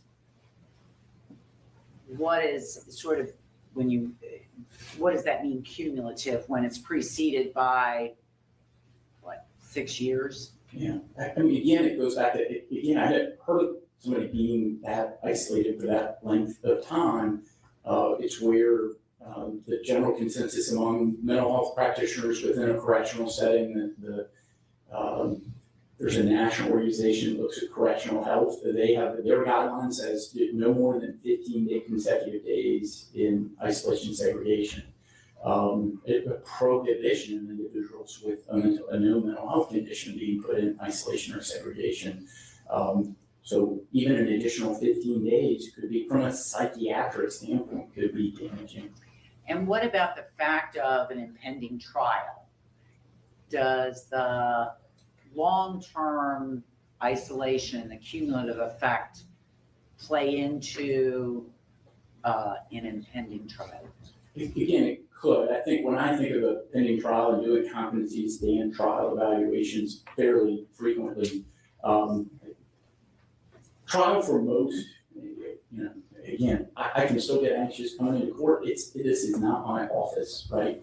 A defendant coming into court, it's not their venue, it's not their office. They usually have anxiety just at baseline. It doesn't mean they're going to be incompetent. Most are not incompetent. Then add to it a potential long-term incarceration as an outcome, add to a potential capital offense as an outcome. Anxiety is going to go up. When anxiety goes up, little bits of anxiety are great. If you didn't have any anxiety, you would have passed the bar. I know I would not have passed the USMLE, the licensure examinations. Got to worry a little bit. If you worry too much, you don't do well. And the same thing is true with individuals as defendants. A little bit of anxiety, probably good. They'll stay focused. They might stay quiet. They might just pass types or notes to their counsel. But too much anxiety, and they're not going to be able to effectively assist their counsel. And so we kind of started some of this with the idea that the conditions that you've heard described can actually impact anxiety levels. Yes, the literature is very clear on causing, not just somebody who has anxiety beforehand, but actually cause it for anxiety. And so when we combine that with sort of the stress of a trial on, you can't get more serious than a capital case, right? What, in your opinion, are potential issues? I mean, again, the potential issues is the cumulative effect of that. That is that it degrades, and again, now to the point of, I haven't examined the defendant, so I'm not talking about his competency. Anybody's ability to really effectively and competently assist their counsel, the more anxiety they've got, and if you've got two things that are causing anxiety, they're going to compound each other. They're going to make it worse. So the fact of 8 months before trial, given he's already been in these types of conditions for 6 years, in your opinion, is that a serious concern? It could be again, solely from a psychiatric standpoint, mental health, it would be optimal for an individual to be able to assist their counsel under those conditions, under different conditions than what I have heard are occurring currently. That's all I have. Thank you. Thank you.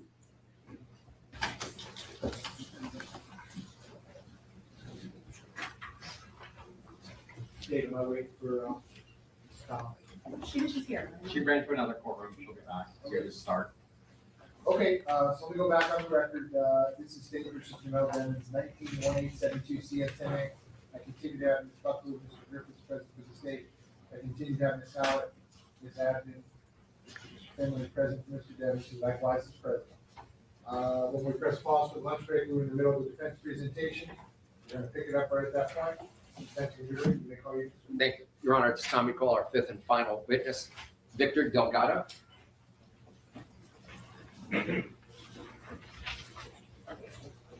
certified guy to come all the way up here to the witness stand, sir?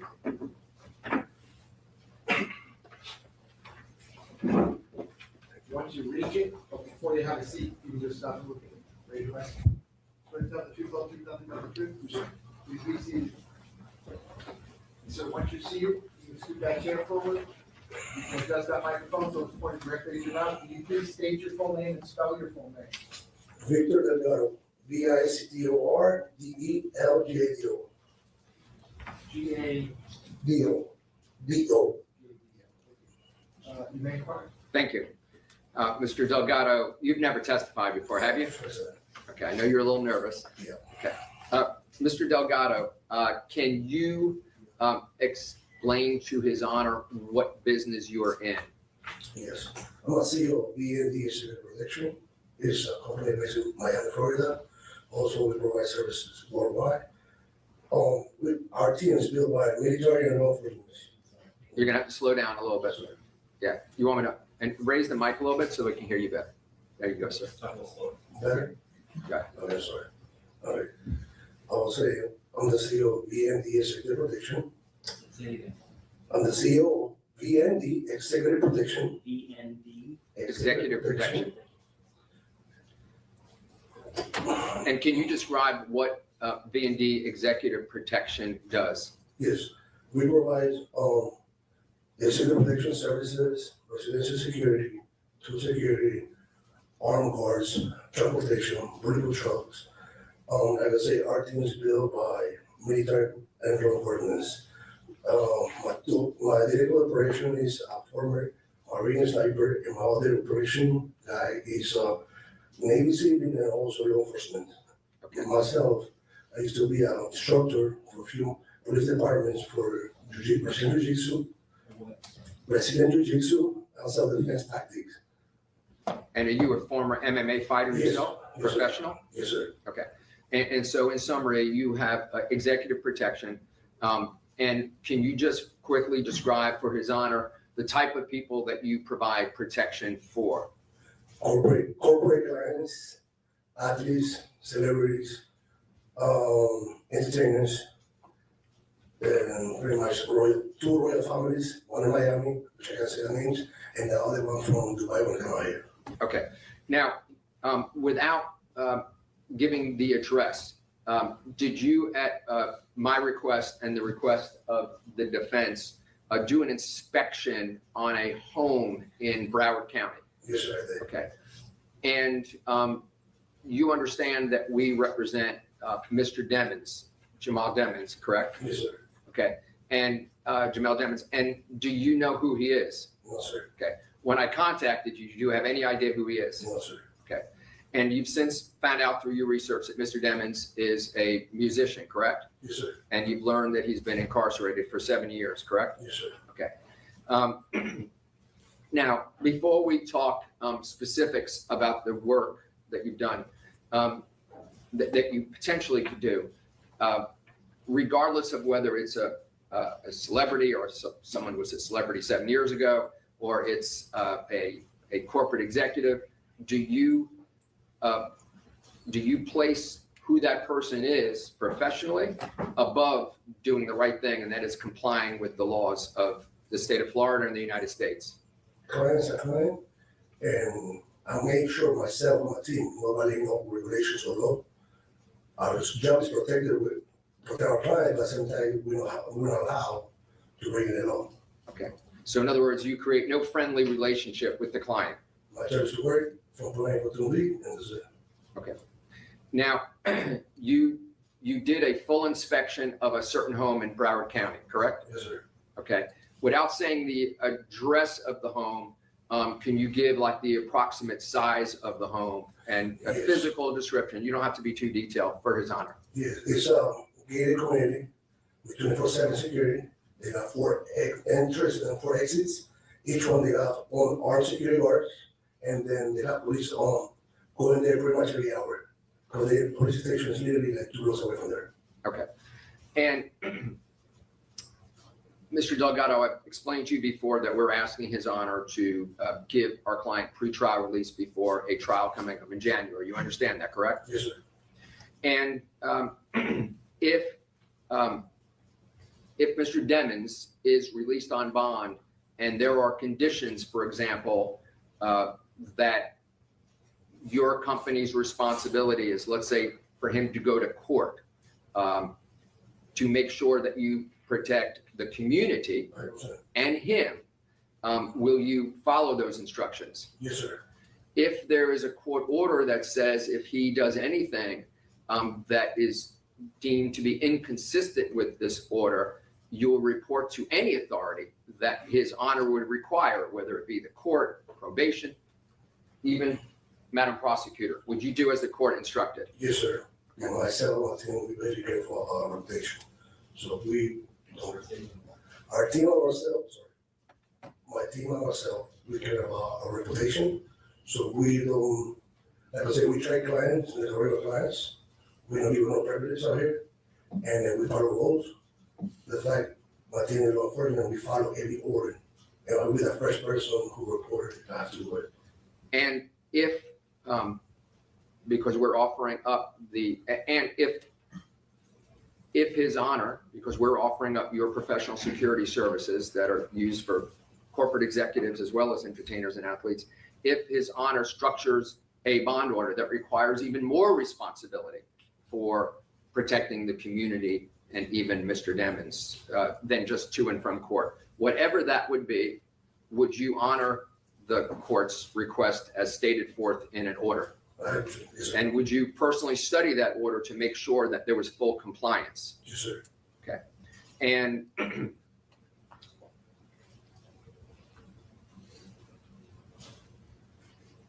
if the court, for example, ordered, at least when Mr. Demons was in your presence, something like no social media, would you do everything in your power through your assistants to make sure that he complied by studying the household, studying his possessions, et cetera, to make sure that he complied strictly with everything that the court required? Yes, sir. Like I said, we make sure nobody ain't at all. Okay. And would you, even though that Mr. Demons and the defense would bear the cost, would your obligation, even though we'd be paying, would your obligation be to us as the payor or the court? Court. Okay. And I believe, without getting specific, very recently you told the defense that you basically broke a contract with a very famous person because they wanted you, don't be too specific, to do something that you believed was not proper. Is that correct? Yes, sir. And you, by doing so, you passed up on making a decent amount of money Yeah. because you wanted to comply with the laws of the state of Georgia and the United States, correct? Yes, sir. That's all, Your Honor. Cross-examination. 1 second, Your Honor.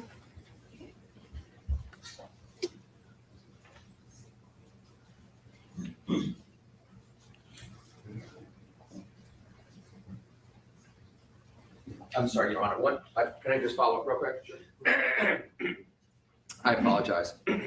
We heard through previous testimony that it's a single-family house, correct? Yes, sir. And you understand that inside that house, there are facilities that he could work. In other words, there's an actual music studio in there. Is that correct? Yes. And you corroborated that yourself, correct? I got a studio, 3 rooms, and 3 bathrooms. Okay. And I'm sorry, I neglected, without getting too specific, to give away the location of the house.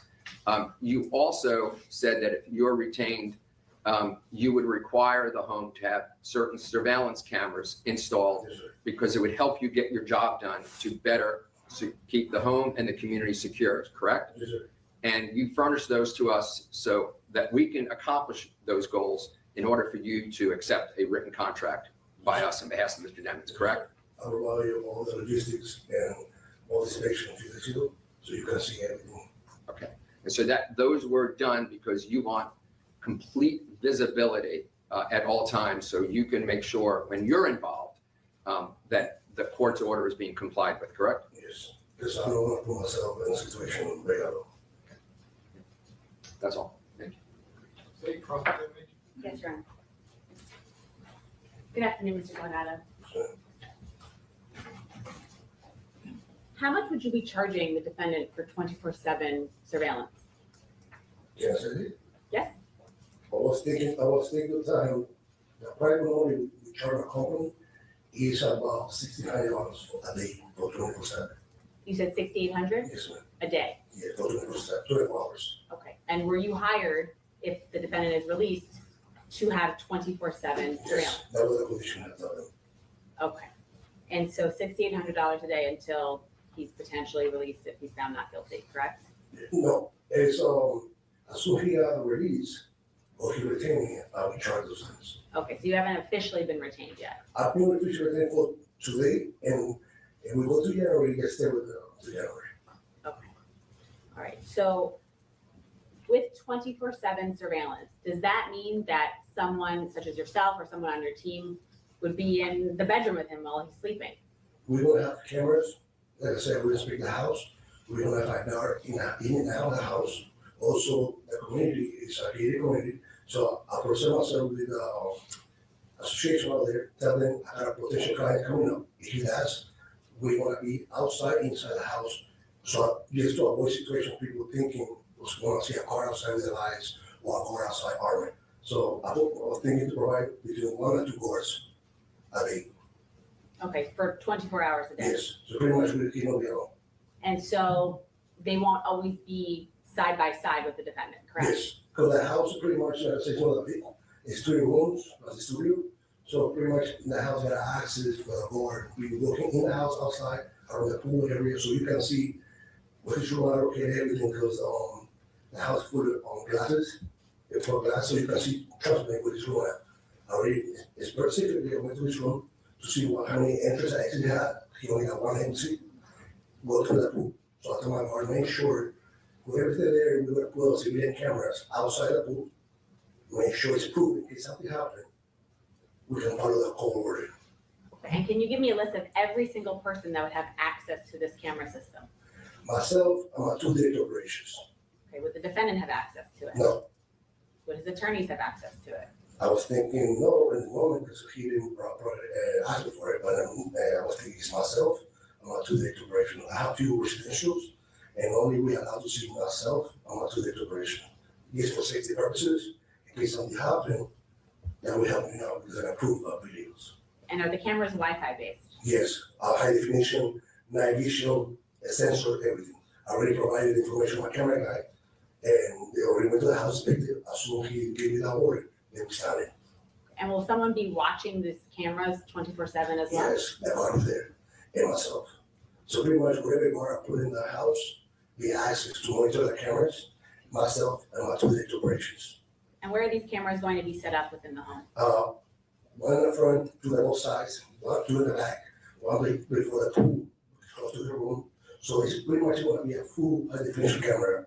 So when normally the guy had to use, when he connect the camera to the house, he put it that way you can see the whole house super clear, How about the bedrooms? everything. Because the thing that bedroom's inside, the only way I can see the bedroom is when they close it, when the curtains. But when the curtains open, if we feel something's weird, we already told him, we go inside to figure out what's going on. So that's what I'm asking. You're not going to be placing cameras within the bedrooms themselves? I was thinking, no, at least that court requirement, because I don't want to see somebody privacy, and the bathroom can be himself, sleeping naked, who knows? So it's a private area, but if you guys require it, we do it. There's no problem with that. Like I said, I'm here to follow whatever the court orders send. No further questions. Thank you. Based on that, you redirect? No, Your Honor. You may stand up. Thank Thank you. Ms. Gillian, defense, when you're ready, you may call your next witness. Your Honor, at this time, we're ready to go into argument on. No additional evidence, witnesses, or testimony on behalf of the defendant. Okay, response from the state, any additional evidence, witnesses, or testimony from the state? No, Your Honor. Just your argument? Yes. Okay, all right, so defense, whenever you're ready, your argument, both parts, number one, my determination, if I would still find proof evidence presumption great or not, and number two, even if I did, and you're asking me to exercise discretion, tell me exactly what you want me to do. Whenever you're ready, you may proceed.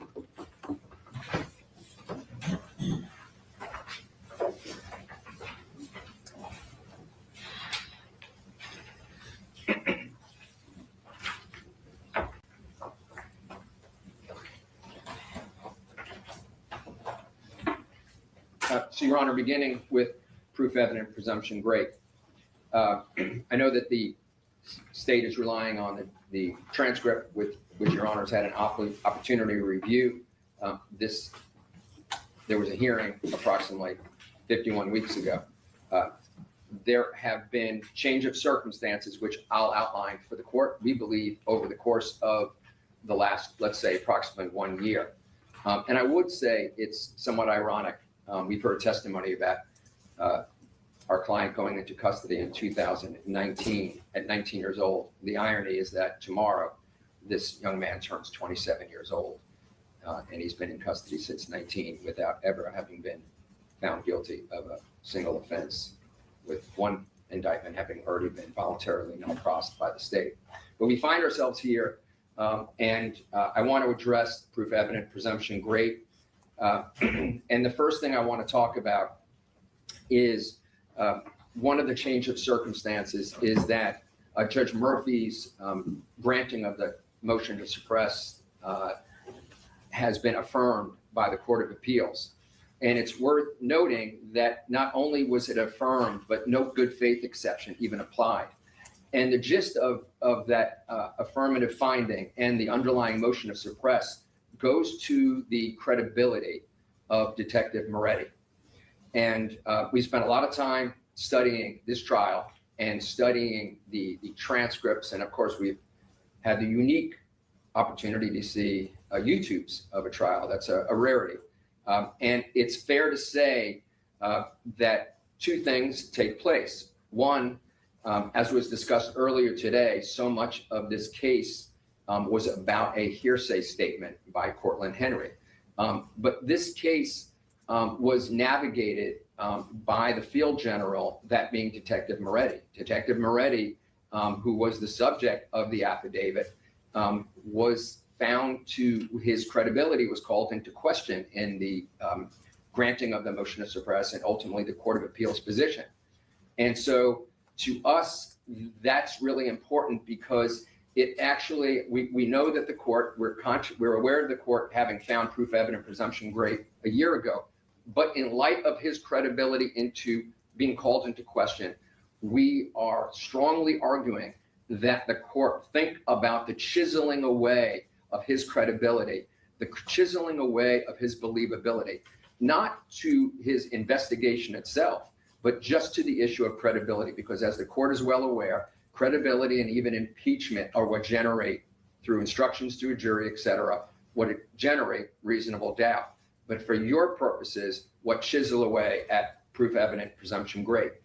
And stepping in and looking at this, I think it's essential, and we think it's essential, that the court look again at the issue that involved the July 27th, 2023 interview of Michelle Boutros regarding a statement that took place October 12th, 2022, understanding that the defense team that tried that case, the transcript as reflected that Your Honor reviewed, did not have the benefit of that knowledge. We have studied the examination of particularly Mr. Adelstein, who spent what appeared to be hours and hours cross-examining Detective Moretti without the benefit of understanding and knowing and having been given that information. And we know how that impacted the state attorney's office, but what happened on October 12th, 2022. And of course, as the court is well aware, that involves Assistant State Attorney Michelle Boutros. And it doesn't escape me that she was with the Public Integrity Unit at the time. Revisiting that for a second, as the court knows, at the state attorney's office in this building, there was a service of an interview and a search warrant on Jamie King. And at that time, because he was outside of his jurisdiction from the city of Miramar, he needed to have somebody from Broward County Sheriff's Department there. He did not. And so what transpires, according to, and I just want to say for a second, as a career criminal defense attorney, with great respect to people that do crimes, major crimes, prosecutors that specialize in homicide, prosecutors that specialize in crimes against women and children. As a defense attorney, Our most difficult cases are dealing with the public integrity unit prosecutors. They are what we call sometimes the truth prosecutors, right? They protect the thin blue line between corrupt law enforcement, overly violent law enforcement, and the community. They're the ones that handle corruption, political corruption. They protect the community from corrupt public officials and public employees. Personally, I have been dealing with public integrity unit prosecutors I have incredible respect for, from my representation of law enforcement officers to elected public officials at the highest level. And they consider themselves to be the integrity, the truth prosecutors. So the fact that this involved somebody from a public integrity unit speaks very strongly to the defense on behalf of Mr. Demons. And so to have Ms. Boutros say that she was in a room with the lead detective in this case, Detective Moretti, and the defense tried this case, and Mr. Adelstein do his cross-examinations and not know that she made a statement that in that meeting in 2022, Detective Moretti said to a deputy from Broward County Sheriff's Department, "You need to say you were here when I served the search warrant." For her to say, "I immediately reported this to my supervisor," to her to say, I won't work with Moretti anymore, I would not have anything to do with investigating with him.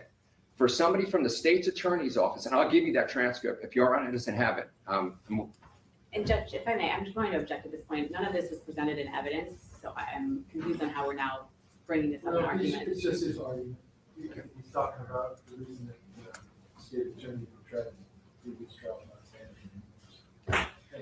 And for her to say, you don't have, thank you, Your Honor, you don't ask another law enforcement officer to lie for you as a joke, and I wouldn't work with him anymore, and the case was given back to the then trial attorney, Christine Bradley.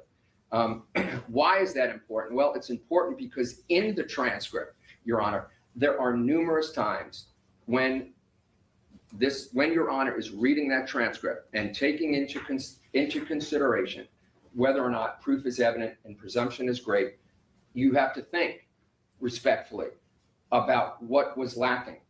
At the crescendo of Mr. Adelstein's lengthy cross-examination of Detective Moretti, on July 17th in the transcript, on page 95, line 3, he talks about lying could result, talking about witnesses in his cross-examination, lying could result in somebody being charged with a crime.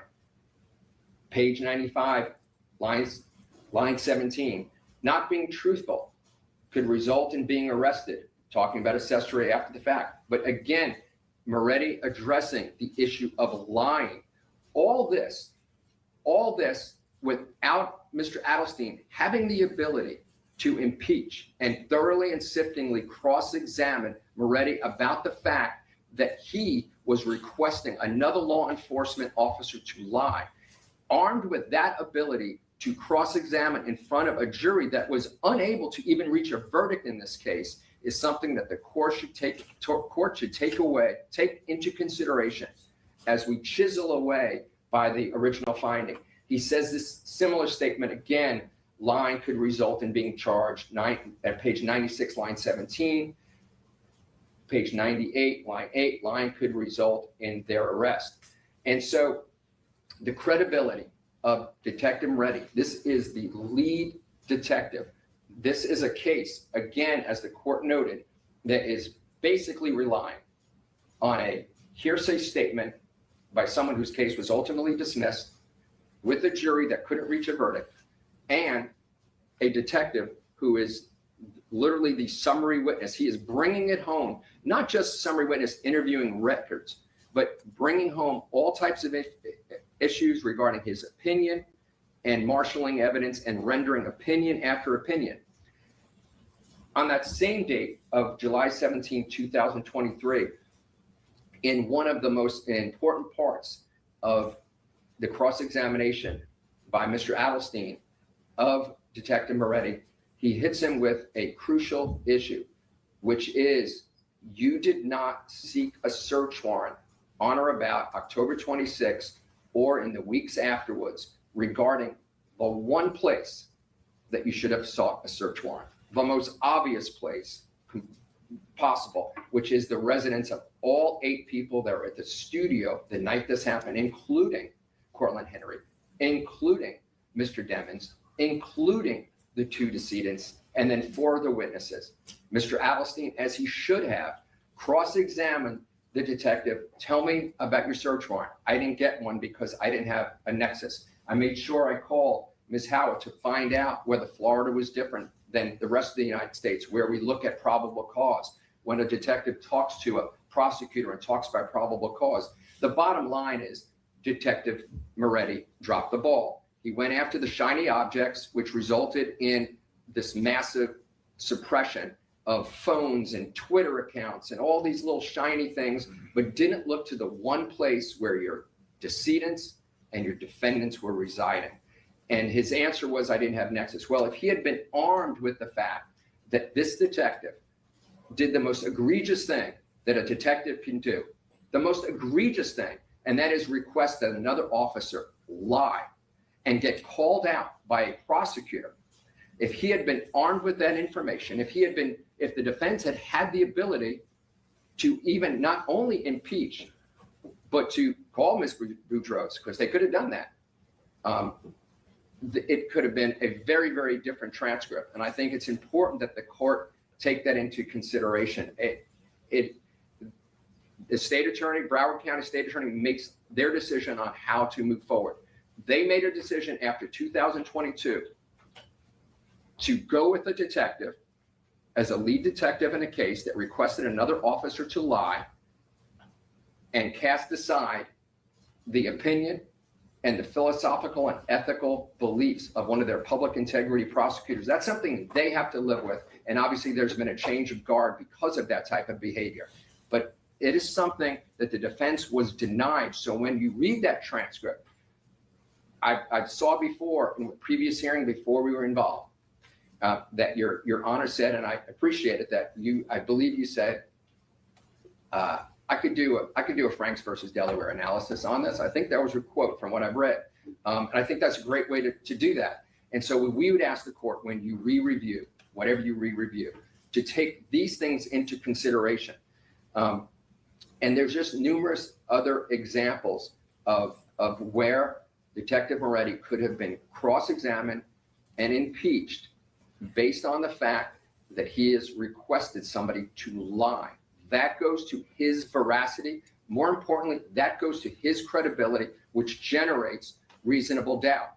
When Mr. Adelstein cross-examined him, going through at the tail end of in the beginning part of his cross, he went through all the places that he passed and asked if he looked at security videos. And then he said, I didn't do this one and that one. And then on redirect, he said, well, in a question by Ms. Bradley, most of them, like CVS and Walmart, focus on what's going on inside a store. I will tell you something. Your premises liability lawyers and the limited work I've done, that is just an untrue statement.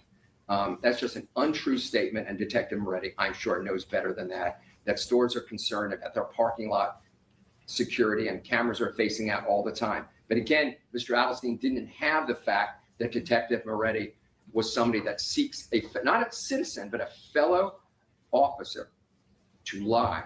And I've defended officers, probably more than most, on violation of oath cases, and they're pretty tough to defend. Your Honor, some other issues to take into consideration, and that is what is different between now and then from your last time you reviewed this 51 weeks ago, is that Cortland Henry, who was charged as a co-defendant in this case and charged with murder in the first degree with the use of a firearm in counts 1 and 2. Cortland Henry, who the state in that first transcript believed was lying from the first trial, who the state went out of their way to show that he had gunshot residue, he had GSR on his hand. The state went out of their way to show that he had DNA on his clothing, that the state dismissed those murder charges. We don't know. All we know what's in that transcript. That transcript, the court made some observations at the beginning of the day. We don't know from what his statement is. All we know is what he gave. But what we do know is that at that time, he was charged with murder. For whatever reason, given all this, the state's assessment of this case is that his case, without any cooperation, was worthy of a dismissal. And that should speak volumes to the court when the court is assessing proof evident presumption grade. Because there's really nothing in the record that the court could look at. Nothing evidentiary in the volumes that you've looked at to distinguish these two individuals, Mr. Henry or Mr. Demons. And so that's yet another thing to take into consideration. To the extent that the court has looked at the tampering case a year ago, because a year ago that case existed, to the extent that that was something that the court was contemplative about. Your Honor knows that we got in this case, I believe, last August, and Ms. Howitt and I, from the very, very beginning, were absolutely committed to trying that case. There was no attempt for us to continue the case. As the court noted, we came into the case, filed a series of motions.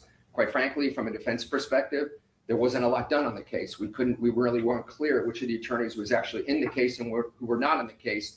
But we came in and not wanting to continue anything, trying to handle things with efficiency and promptness, filed our motions, ready to go.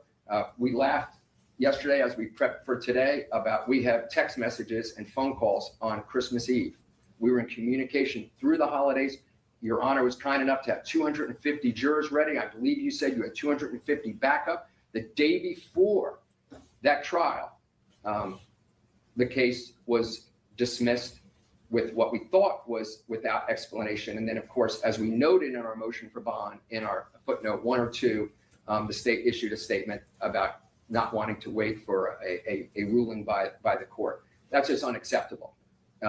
And the bottom line is that the state didn't give Mr. Demons the ability to get his not guilty verdict. Because I'll say right now, that would have been a 30-minute not guilty verdict. It would have taken 25 minutes to choose a foreperson and 5 minutes to deliberate, and he's found not guilty in that case. So he was denied that opportunity to get his not guilty. So when we look at the first issue of proof evident presumption grade, and I know these are issues that the court is very aware of.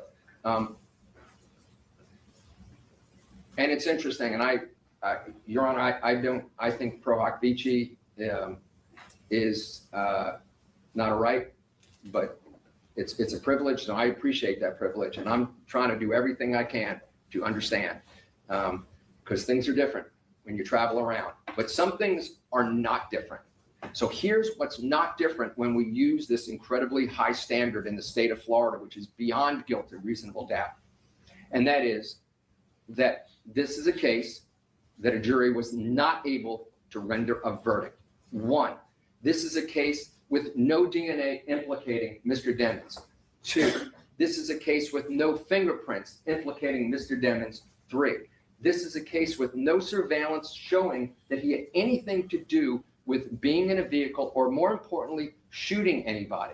Four, this is a case with no eyewitnesses whatsoever. Five, this is a case where we have a detective, the lead detective that ties the bow and brings it home at the end, that is asking another officer to lie.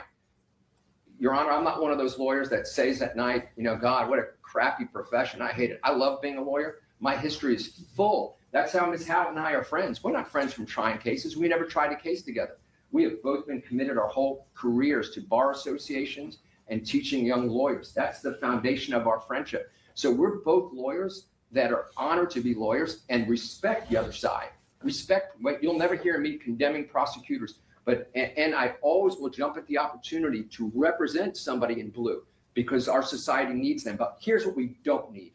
We don't need a lead detective pinned up against a public integrity prosecutor and right in front of her trying to get another officer to lie, that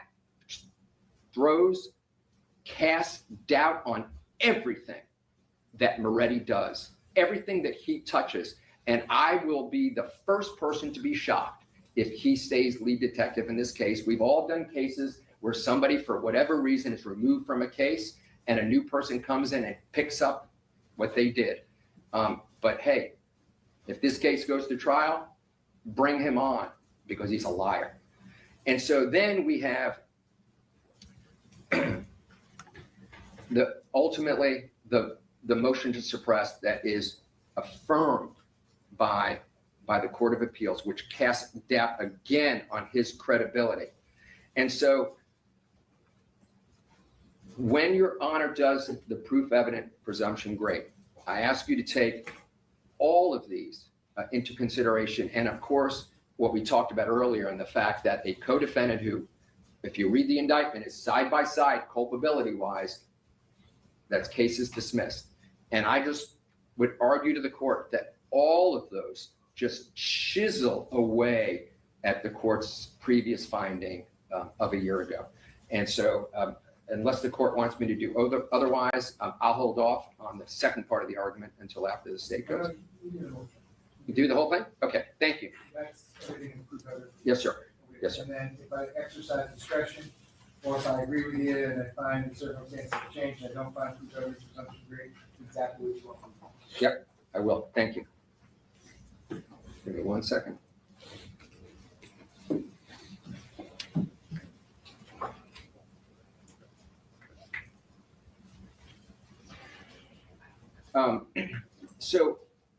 Your Honor, in looking at your statutes and looking at your law, I ask you to exercise that discretion and set a reasonable bond. And I'm going to talk in a second about the conditions of release that can be reasonable.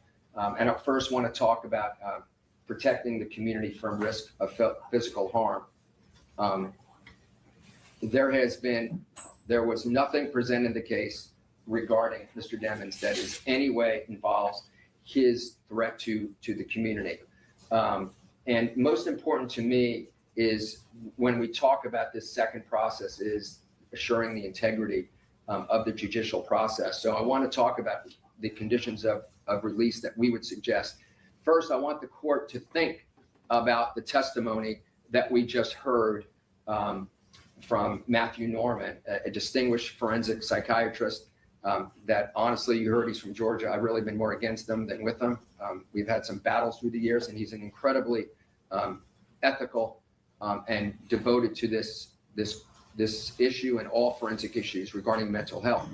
It's worthy of note to me that the state had no cross-examination. And in like fashion, I know that last year there was, I think at the hearing, they were going to offer somebody and they served notice like the day before, and we would never do that. We served notice in plenty of time. And I'm sure that that's something the state looked into. But here's what I'm also sure of, just like there was no cross-examination. There's not a mental health expert in America that would agree that these conditions that we heard about are healthy for somebody that went into custody at 19. There's no need to cross-examine because there's nothing to ask, because it's irrefutable what we heard. It's irrefutable. It's irrefutable that 27% of Mr. Demons' life has been incarcerated without having been found guilty of a single offense. If we look at him from the time he was turned majority in the state of Florida, 18, 30.5% of his life has been incarcerated. I've looked into the cognitive state, begins, they say, at 3 years old. So his cognitive state of his existence would be 87.5% of his cognitive life has been sitting in a jail under these conditions. And so we have to come up with something over these 8 months to get him out of these set of conditions. Because, Your Honor, I've traveled. I'm just telling you, I've traveled to the ruralest areas of Mississippi, the ruralest areas of Louisiana, the ruralest areas of Alabama, and have never seen the conditions that were described here. This is the single worst thing I have ever heard. And anybody that's a member of the bar, it is shocking to the legal conscience that this has taken place to somebody unconvicted. We've heard that there's been no shanks. We've heard that he's not punched anybody, been in fights with anybody, been in big events at the jail. But we wanted to see him last night. And we couldn't see him because we had to wait till everybody clears the floor so we could see little 5'6", 112-pound Jamell Demons. It's unbelievable. And so we believe that, as you heard, humans need contact. We need him to be of clear mind because the state of Florida, the Broward County State Attorney's Office, is seeking the death penalty. Now, any lawyer who knows this isn't a death case. Nothing about this is a death case. That's just a bunch of crap. It's not a death case. This is, let's get a death qualified jury case. Okay? It's not a death penalty case. I've tried death penalty cases, how lead to the league in death penalty cases. I feel terrible for two decedents in this case, but it's not a death case. It's not a death case when you're just relying on a hearsay of a guy you handed the case away to. So it's not a death case. And so we think that to get on the other side of isolation, the court should structure a bond at our suggestion. We will furnish the address to the court. We offer up security from a professional company, as we just did. We think there should be 24/7 GPS monitoring. We present to the court a continuum of how we can do the private security. It can either be to and from court, to and from whatever, whenever he leaves, whatever conditions, or the ultimate, which you heard during the cross-examination, if it's 24/7 until now before trial. That's up to the court's discretion. We will meet any obligation that is set forth in a court order. We believe that it should be a condition that, given the history of this case, we've explained to our client there'll be no social media. We're not, Your Honor, I never ask for, I just make it a part of my practice. I don't hit a number. I think that's kind of weird. That's for the court's discretion. The court comes up with the number. And if it's a number, I like to say when I'm in front of judges like yourself, I think bond is aspirational. And because it would be hypocritical of me to just come up with some number. I just think I leave that to the court's discretion. What type of bond the court wants as far as the financial obligation.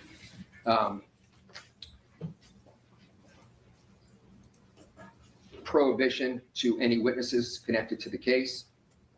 I just don't think technically I could, say that his mom's a witness. I think that it is time for him to have communication with his mother. He has not heard his mother's voice in years. Tomorrow will be, I think, the third or fourth birthday where he's not had a family member say happy birthday. And so I think, we'll work with the court as far as those people that he can communicate with. But it is time for a bond to be set. If I can just confer with counsel before I conclude, that would be great. Sure. Thank you.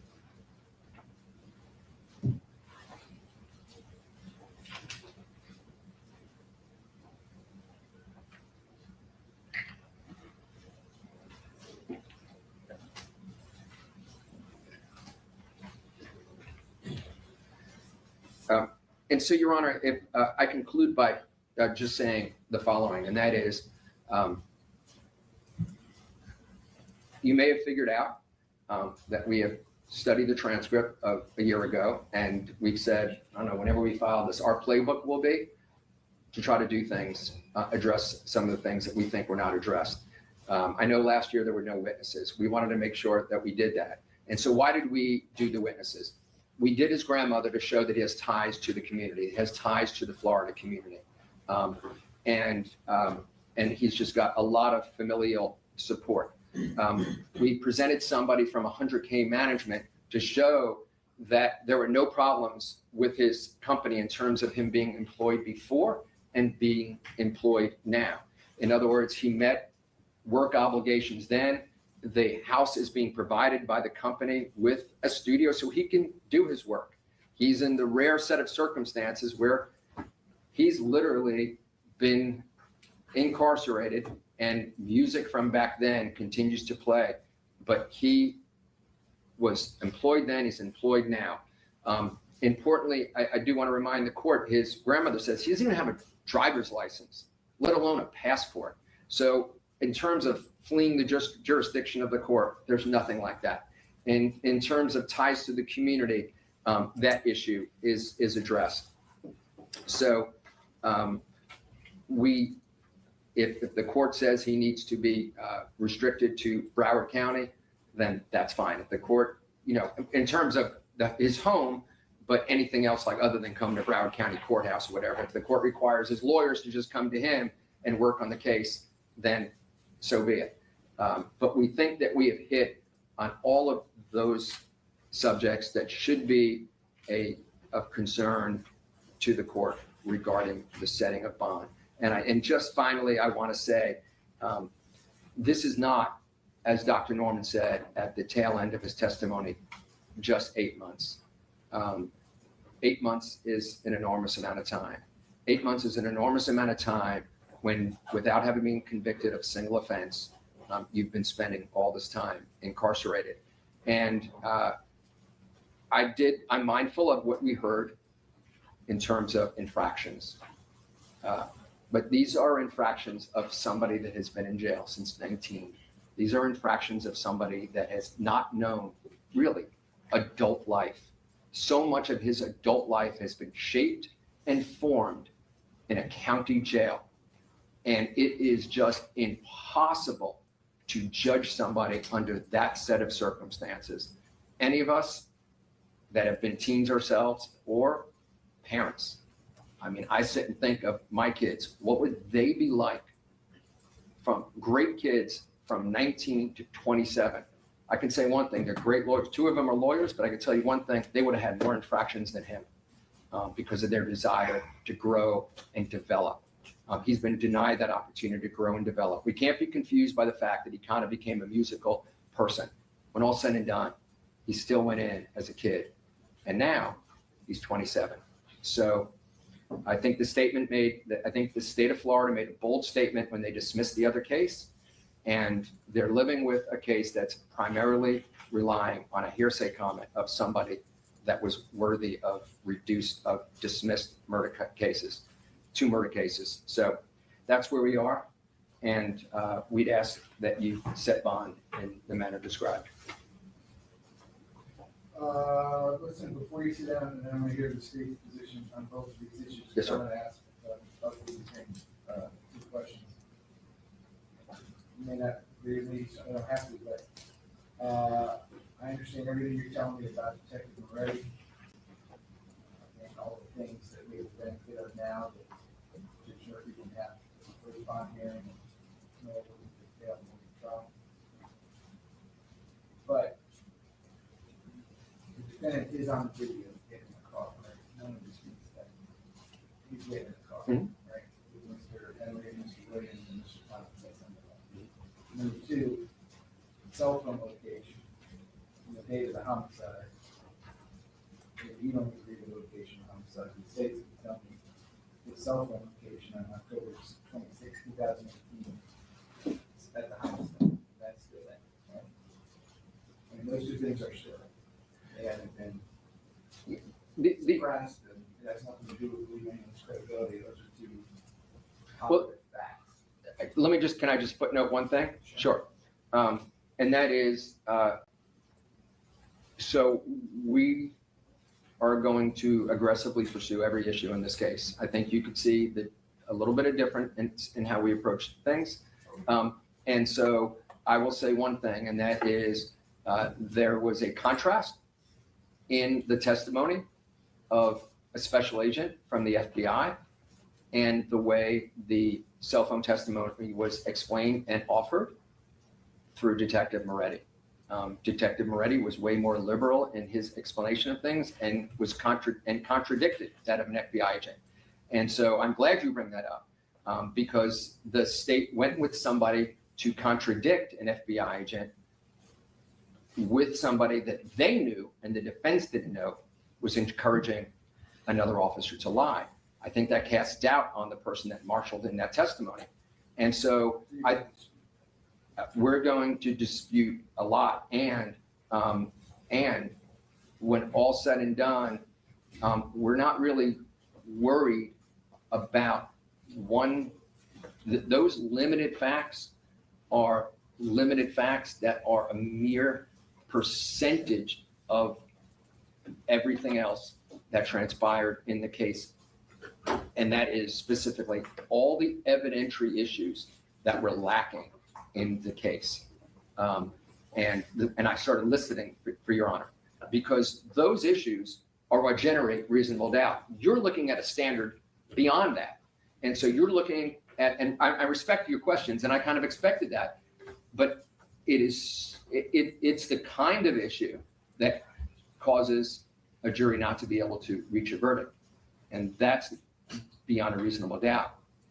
And that is what you just presented when you contrast it to everything they didn't have, okay, is not proof evident. It's not surpassing guilt beyond a reasonable doubt.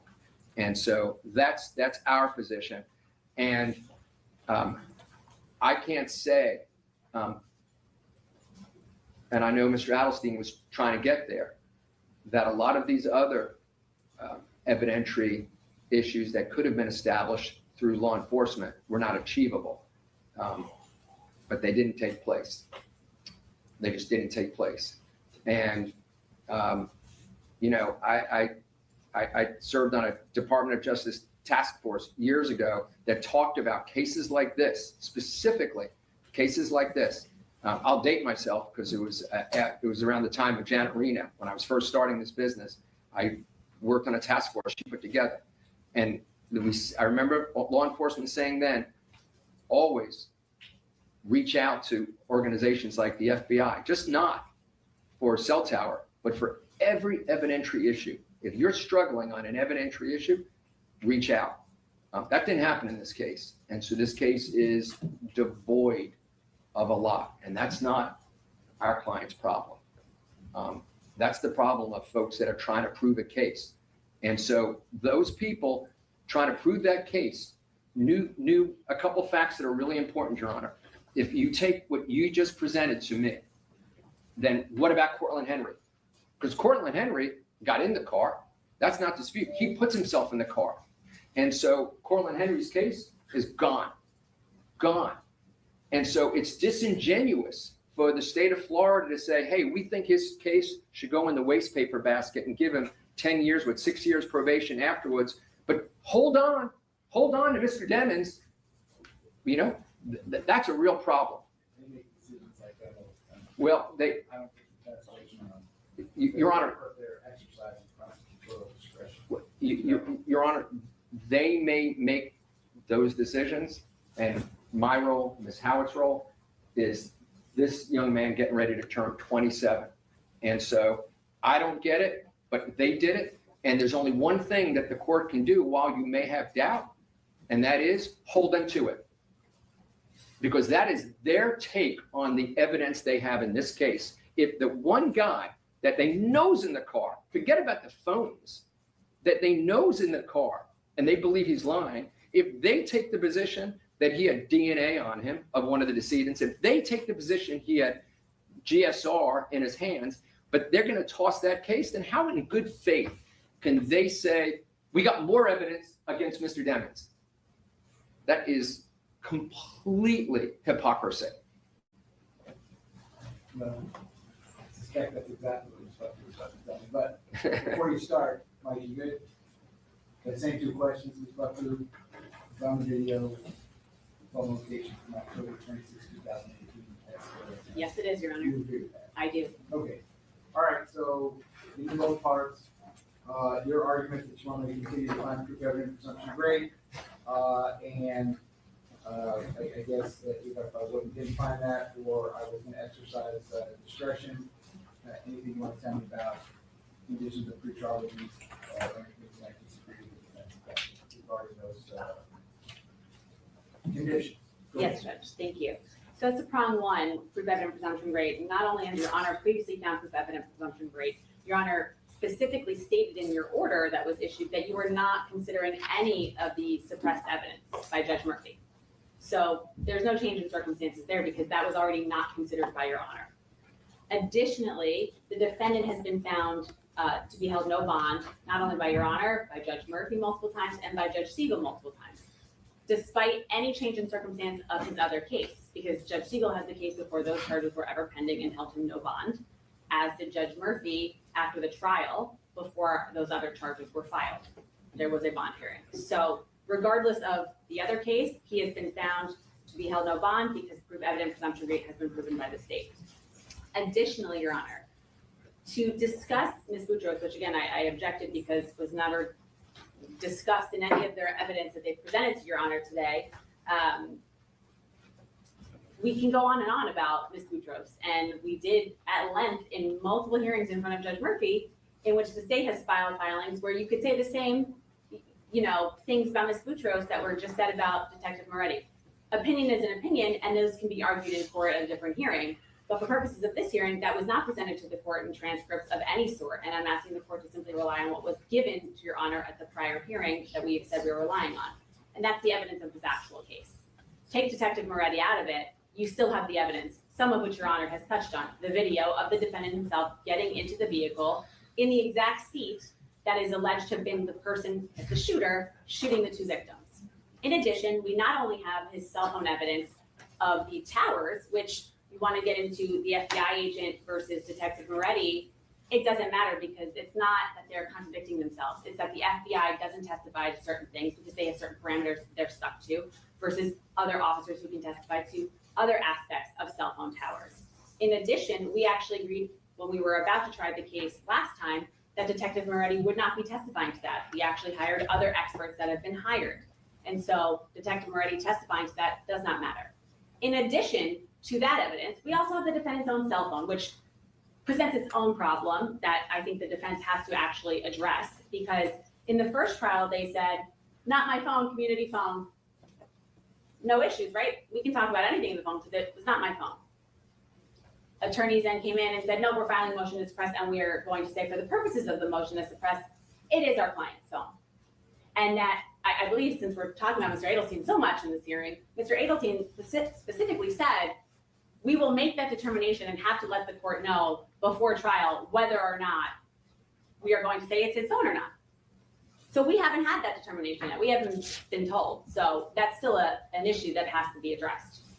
But in that phone, the defendant's phone, we have movement activity, health activity that has come out, step activity, all pointing to the defendant using his phone during the time of the crime, which would put him in the car, put him at the crime scene.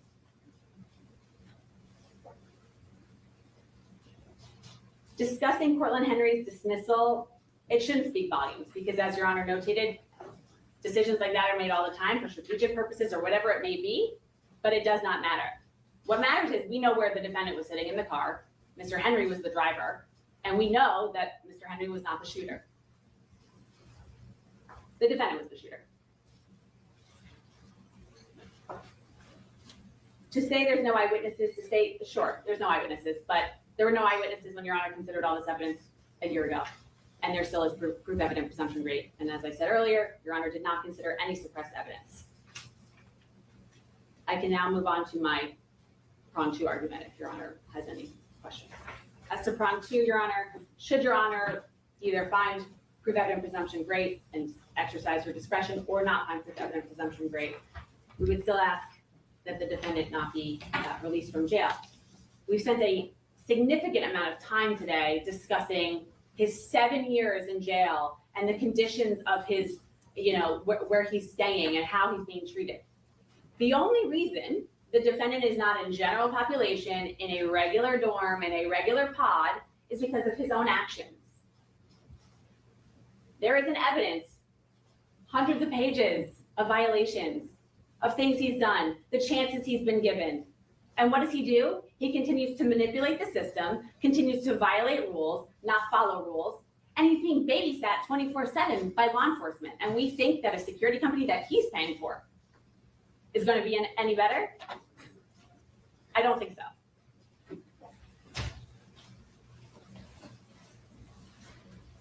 The defendant, as recently as January of this year, was found to be in possession of cell phone chargers, was shown on the internet to be FaceTiming some woman in violation of the rules, and that deputy was in fact arrested for giving him that phone. Hearing from his grandma about the letters that she's written that were returned. He gets letters, we see the mail, it comes through, he gets it, he sends it out. So that I don't know why her letters are not getting returned. And I already addressed the former testimony of the FBI agent versus Detective Moretti. And as Your Honor indicated, we have the defendant getting in the car, the cell phone location, all that evidence points to the fact that he was there. And so his inability to follow the rules and regulations while in jail, where there's some of the strictest rules and regulations. If we expect him to then follow rules of no social media, no contacting witnesses, things of that nature, while he's out, I mean, he's proven he can't. There's evidence of him, which, although we've dismissed the tampering charges, that evidence is still evidence that is admissible in this trial against him as consciousness of guilt, while he's trying to get a hold of Mariah Hamilton, who is a witness in this case. There is evidence of that. And so, based on the defendant's actions through 7 years of him violating rules, of not listening to the deputies, of manipulating the system, he should not be let out. I don't believe there's any sort of conditions that could make sure that the community is safe, that the witnesses are safe, that this trial is safe from all that he has done in the last 7 years. And I'm asking that he be held no bond. Sorry for you guys. Thank you. Anything else you want to say? Yeah, just real quickly. I just, on the proof evident presumption, great. I'm not gonna start trying the case, but I have reviewed everything. I'm not quite sure where I read that the state of Florida knows that Mr. Demons was a shooter, and Mr. Henry was a driver. They've already said they believe that he was a liar. So I'm not quite sure where that is, which is why I went through all the different types of evidence that could have been found. Not quite sure. A phone.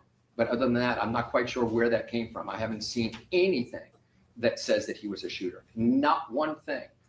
So not quite sure, unless there's going to be something that came up over the last couple of years since the 2023 trial. Nothing like that you'll find in the transcript. As far as the conditions, respectfully, Your Honor, the babysat thing. I mean, like he's being done a favor, that people are babysitting. He didn't follow the rules. I mean, it's Judge, it's just kind of disgraceful. It really is. And we're not talking a rural community. We're talking a major city in an important state. And this is the way he's being treated, because he should be happy that he's being babysat. He should be happy that he has a basketball court all to himself, because he wrote some note to somebody to make them feel better, because these people feel pity on him and feel terrible that he is in isolation. His mom is in the hallway crying when she hears the testimony about how her child lives. And so I think to say that it's going to be no better when at least he is released, so he can feel the tenderness, the hug of his mom, so he can have that beautiful grandmother whisper in his ear, "I love you," so we can see his brother and sister and these people that love him. To compare that to his infractions for not putting his linens away, because I read every one of those infractions, and it's garbage that it's thousands. It's garbage, okay? There's a lot in there where they're worried about him psychiatrically, where he's manifesting strange behavior, pacing back and forth. That's in there, okay? And I don't know where that thing came about the nurse, because that nurse note, I read about that, was somebody concerned about him, okay? So to compare the two is really just shameful, Your Honor. We'd ask that a bond be set and that the court take that into consideration, suggestions that we met, And I would also add that please be mindful of the fact that Cortland Henry was on pretrial release a substantial amount of time, Your Honor. And so precedent does exist in this case. Thank you. Okay, listen, regarding the bond hearing, I appreciate the time, effort, and energy on both sides. I'm gonna review everything, I'm gonna review all the items and evidence, and I'll get you written order, but I appreciate the effort. Mr. Finley, you wanted to talk to me about the, I do. set trial order? Yes, I do. Yes, sir. So counsel did say we've been in regular, now we're on the other side of this hearing, we've been in regular communication with one another, and we're trying to, I think everybody's trying to forge ahead. If Ms. Howe and I could make a couple of suggestions, and that is that we did look at your last pretrial order. We think it's great. We would just ask one thing, and it's crazy to hear attorneys asking for this, but we think that we should, one thing is have maybe a date or dates for motions before. We just noticed in the last pretrial there wasn't anything set, so we were hoping that you'd set some point in the future for both sides. Let's get all these motions out of the way. Particularly, we're concerned about motions in limine, not being critical of last trial, but I'm sure the state would agree with this. We haven't had this conversation. There was just so many 3-hour breaks that probably could have been resolved through motions in limine. And we're willing to live with that obligation so we can try a case that doesn't stop at 1:30 and then you got to let the jurors go at 4:15 because the lawyers are all still talking. So we would ask that be incorporated into the pretrial order we anticipate coming from Your Honor. And the last thing is, and this is, again, no fault of the state, we are struggling to understand the discovery that we have. The state has sent us what they believe we should have. We've gotten things from previous counsel. We're kind of hoping that maybe we can have like a discovery conference with the court at some point. So we know going into the trial, because we noticed in the last trial, there were these issues, and it was particularly from the defense, candidly, where they would say, we don't have this, and then they would find out they did have it. We just don't want to deal with any of that. And so we were just wondering if perhaps we could set something where we can all kind of make sure that we have everything that we have. Ms. Howard, am I stating all that correctly? Yes. Anything you want to add? Come on. Just that it has become clear there are things that, and I'm not casting aspersions, but that we should have from prior counsel that we do not have. And so the state has provided some things when I figure, oh, we don't have this. But I am concerned we're gonna go in and it was provided to prior counsel and we won't have it. So I think that's really our concern. Well, I mean, listen, as far as pretrial motions, I set all my hearings myself. It's a luxury that I have of being assigned to this division, but all you have to do is file it, and whatever you file, and then similar to these, I'll bring everybody in on status. You can appear on Zoom or in person, and I'll give you a hearing date. That's fine. I can control my own schedule. It's not a problem. I'm booked out with murder trials right now for the end of 2027, and it's about to be to the end of 2028. We're about to do another round with that, which I'm happy to do. I think I get the best assignment to do it. But as far as the discovery conference, I'm kind of leaning toward moving back to the lawyer. I mean, if I can't get homicide prosecutors, homicide defense lawyers to talk to each other and figure out what the evidence is, I don't know if that's my job. And I can assure you, I'm not gonna have a jury sitting in the back for 3 hours for anything. Because I could give you all the sites in the world. I don't prejudge anything, but when those situations have come up in the past, I determined that whatever side says there's youth, whether it's the state or the defense, that you've waived that at this point. This gentleman's been in jail 2,638 days. And that's judiciary's fault. That's the judiciary's fault. But I'm fixing that. This trial should have happened last September, but the appellate court told me to stop. The defense came and asked me to continue. I said no. The state asked me to continue. I said no. The appellate court told me to stop. I have to do what they said. And then they changed nothing. So this trial should have already taken place. And when we arrive at the special set trial date, starting on January 6, 2027, this trial is going to go forward. Part of the special set trial order that I've already entered is that both parties are to make available for inspection by closing counsel all trial exhibits to be used at the trial. So if you think that's not happening and you all can't work that amongst yourselves, I guess you can use the online scheduling system, you can file a motion to compel, and I'll give you a hearing. I don't know what else to say. The way I used to do it with Judge Coleman, who was a homicide prosecutor when I defended these cases, and Judge Holden, who was a homicide prosecutor when I defended these cases. Judge Rivas, who was a homicide prosecutor when I defended these cases. If I needed something, I'd call them on the phone and they'd say, come and get it. So I'm gonna leave that to you. Judge, can I just ask a question that, and this maybe is appropriate for the state, is the evidence with the clerk or was it returned to the state? It's returned to me, so I have Okay. it.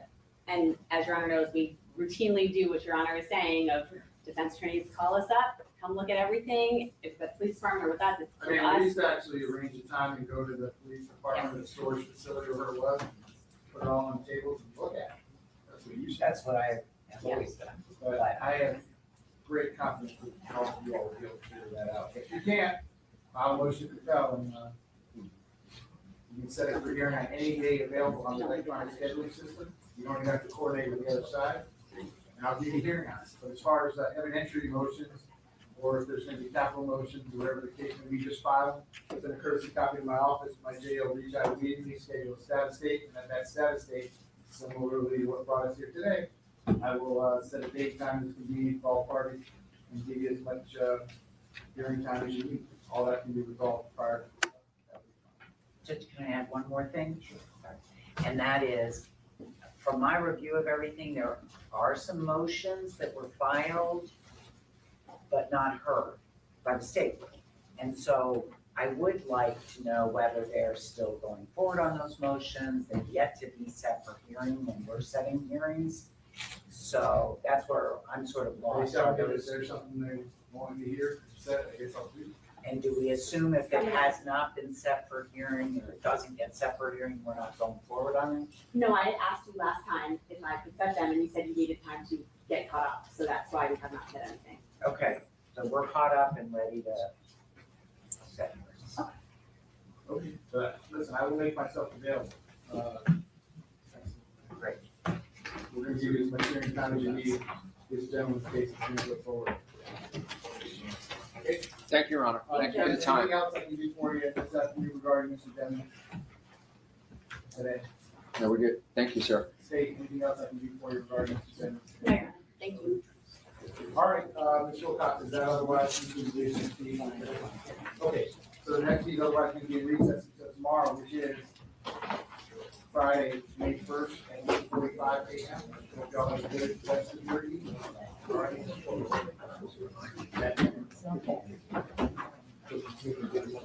Yeah.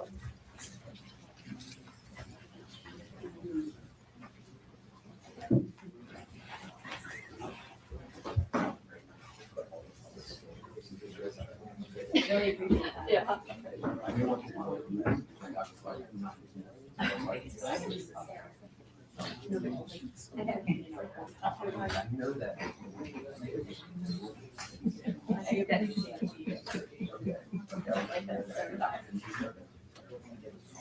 You can sit down and go through everything. No, I know. That was what we know. Yeah.